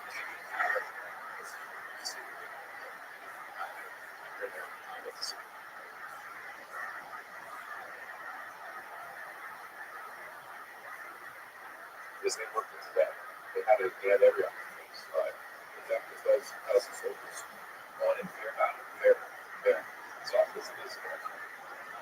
They took the original sugar, that's the thing. Moses himself, leader of the people, decides that these baby boys should be put to death. And that's the reason. The question. God, that it would be on life. Because that these baby boys are worthy of life. So, That's valid. that's what Moses would say. That is the institution of God. So, one thing God was in his voice, that's what he stands for. That's valid. The question of innocence, particularly in the context of Noah's movement, involves deep theological consideration about divine justice, human agency, and the nature of sin and punishment. In the Torah worldview, God is omniscient and perfectly just, and his judgments are considered to be righteous and based on a complete and perfect understanding of realities, both temporal and spiritual. This understanding surpasses human comprehension, which is limited and often influenced by our immediate moral and emotional perception. And again, how we're interpreting this, these are innocent children, they haven't sinned, they haven't done anything wrong. Why are these moral agreements? Regarding the specific case of the Midianite children and other studies, the Torah does not explicitly discuss the instance of moral culpability, but rather focuses on the collective actions and the future implications of the Midianite society's behavior. The directive to kill the male children along with the combatant adults can be seen as a preventive measure against further occurrence of Midianite hostility and moral corruption. In the ancient Near Eastern context, and specifically within the framework of biblical narratives, the continuity of the hostile group was often seen through the males who would grow up to perpetuate their culture's values and conflicts. From a far broader theological perspective, the Torah teaches that God's judgments take into account factors beyond our understanding, including the spiritual and historical impacts of every action. While from a human perspective, especially with contemporary sensibilities, the death of children is a profoundly troubling act. The Torah's narrative suggests a different framework where communal and future consequences are also considered in divine things. It's important to acknowledge the complexity and discomfort that these passages can invoke. The challenges in thinking about divine justice in ways that are not easily reconciled with modern notions of individual justice and innocence. In Jewish thought, there is an ongoing discussion and struggle with these texts, with various commentators offering different perspectives to try to understand the ways of God as described in the Torah. For example, some commentators suggest that these commands were specific to the historical and cultural context and are not meant to serve the general principles of conduct. Others focus on the idea of divine foreknowledge and preventive justice. In grappling with these difficult passages, it's beneficial to engage in study and discussion with other people who are knowledgeable. Advice to give right now is generally try to ask these pastors to give church as optimized perspectives within churches and Christians, but also try to talk about issues about it within this. So Yeah, I mean, really, the interpretation is this. You just went to war with these people. They tried to kill you. You killed their adult males. These children of theirs are going to grow up and seek vengeance against you. So it's essentially because the males. I should have been specific. The males are going to grow up and seek vengeance against you. So it's a preventative measure to eliminate them before they become powerful. the reason they have the war in the first place is because of the females. And in response to the actions of the females. That's okay. Nevertheless, the men are going to seek vengeance for the death of Kill the males and the females are the issue. because the men are going to grow up to seek vengeance against you or against the. But I'm saying the issue that they should have is to the world is that the Israelites were having sex with women. And I guess they were getting STDs would be like being dumped over blood in the state. So I'm wondering as to why you would say males were the issue. If the issue that the reason that they went to the war in the first place was because of the actions of the females. It's kind of This is just a broader context of saying that we're actually in control of the cities, the responsibility of the actions they take. So, please summarize your question in one sentence. But the other there's given that we would say that the society is right now. If the issue is the females in the first place, if that's fair, the females you were already created, but maybe my culture is the females have the capacity to remember as well. So when you're killing them, the realms,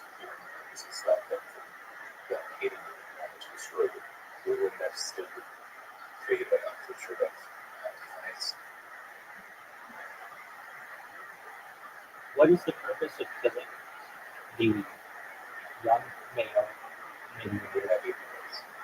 Midianite baby girls when it is the female Midianites who caused the original issue?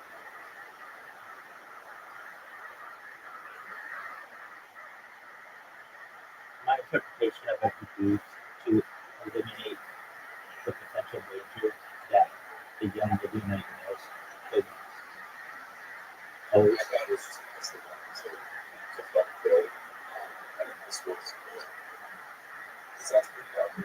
Yeah, I mean, there's less competition. There's less. There's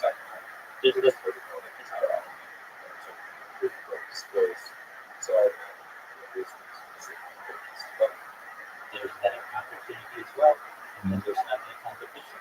So here we go. Torah directs the Israelites to deal not only with the women who were directly involved in causing the Israelites to sin, as recorded in Numbers 25, but also with the male children.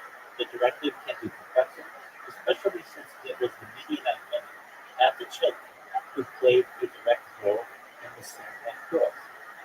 Here are a few points to consider that help frame this issue within the broader context of Torah thought, prevention of future threats, and that was my interpretation of it. One perspective offered by traditional commentary is that the male children were seen as potential future perpetrators of Midianite culture and custom. In ancient times, the continuation of cultural and national identities were strongly linked with the male lineage. The concern might have been that these children grow up to continue the cycle of moral corruption and hostility towards Israel. That's my interpretation of it. There's also collective responsibility of the boys to some extent, I think so. The girls don't pose as much of a physical threat to you as the boys do. Collective responsibility. The concept of collective responsibility is prevalent in many ancient societies. Essentially, it's easier to impregnate and make the Midianite girls a part of the culture than it is the male. And the males are also going to be struggling.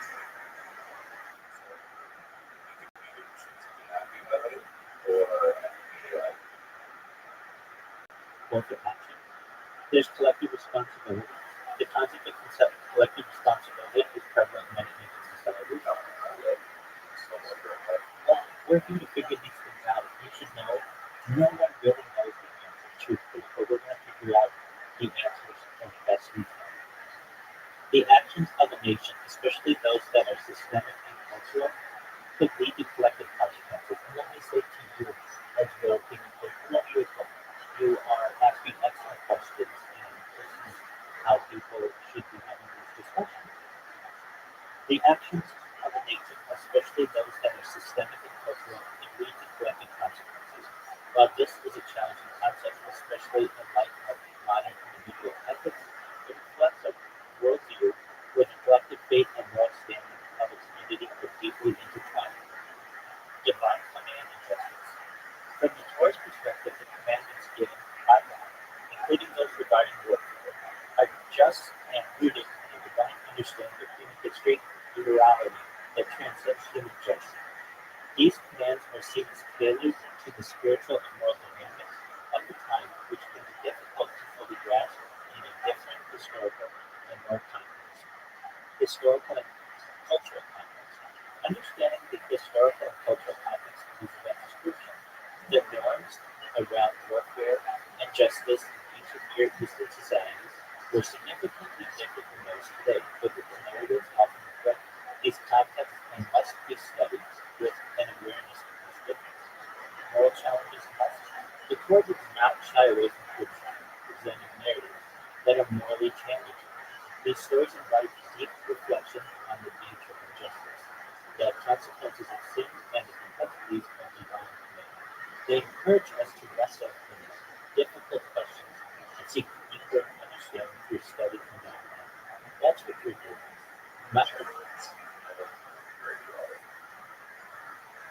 These the Christians are particularly bad for us, which is very bad. That's even if it can encourage you to wrestle with it, I would say the response is to shame anything.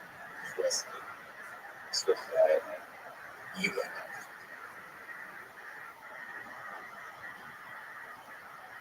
In answer to your original question, why is it that the boys were killed and not the girls, even though the girls were the ones who originally had done the harm? It seems that it's prevention. It's my interpretation, but it's prevention of future threats. You can control the women, you can't necessarily control the men. It's just extremely early disconnected and still failing to do so, and also having heard and probably around 1,000 this crazy version of it. That's right. So they better to stop that mentality and also further that population. That's true. Because that population was. Now you talk about the women that were there too, so lots of women there to pick the case. That's correct. Well, it's in punishment, but it's really to prevent the future threats.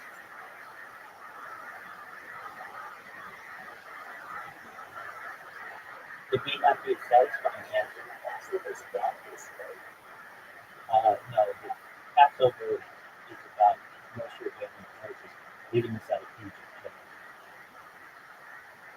Right, it's about Moses, right? It's also the main character is also Moses' status.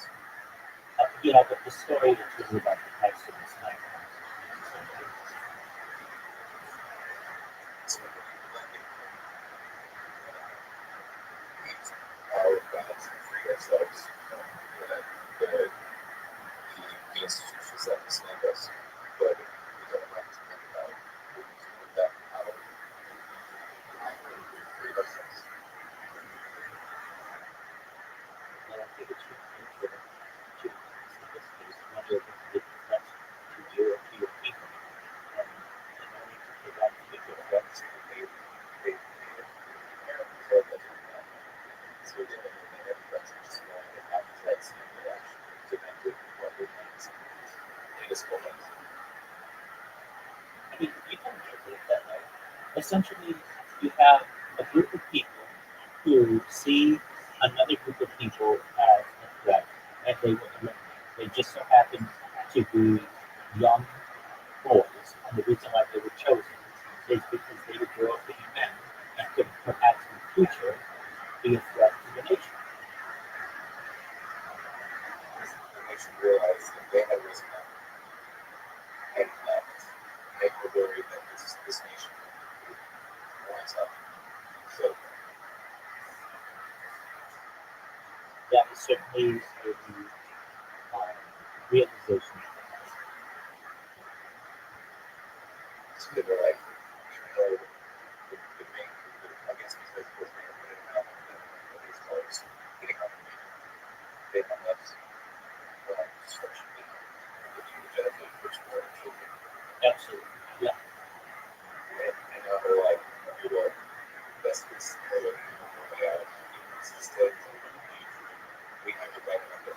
So magic, that is the only way that I'm still be able to separate from God is because God allowed us to slip through the Red Sea and then closely at the end of the strong waters. That's how we make it yourself the Red Sea. They're like, well, that was fantastic, but also like, we allowed God to stare at God destroy theirs. And we're like, that's not it. People don't like things from the stories and I'm not that we're like it's to stop things. That's true.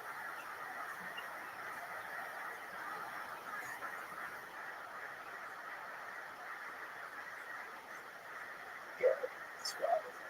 It is when you ask excellent questions. It's like, I would actually be correct.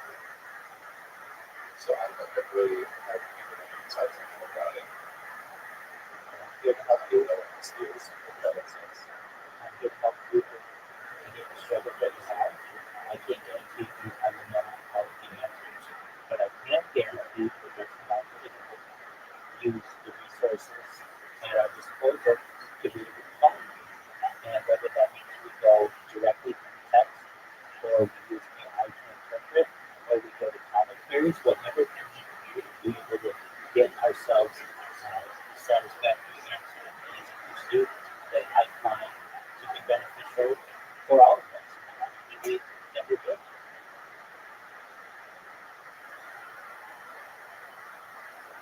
It's interesting. That's what Oh, yeah. today. Absolutely. If you tell them children about the nature of God, what do you tell them at the gate? Like, what do you tell them? Like, if they ask, like, what's God? Who's God? What's that like? Yeah, so What are you supposed to tell them? um, there are different interpretations of this. I go to Maimonides, who was a middle-aged, a scholar of the Middle Ages. He's also known as we call him Rambam. Um, his name is Moshe Maimonides, Rabbi Moshe Maimonides. But really, he summarized not just God, but what it is to be a Jew and what we call the 13 principles of faith. And the first time when I teach anything having to do with Judaism, I want to make sure that the listeners, I want to make sure that they're aware of what we believe, and that's the existence of God. We believe in the existence of the Creator, that Creator is perfect in every manner of existence and is the primary cause of all that exists. We believe in the unity of God, so I would teach children that we believe in God's absolute and unparalleled unity. This is an important one that separates us as Jews from every other religion and aspects of Christianity. We believe in the incorporeality of God, which means that God's not corporeal in nature. Uh, God does not have any physical form. So that separates us a lot from Christianity and the idea of like the Trinity and all those aspects of this. Absolutely.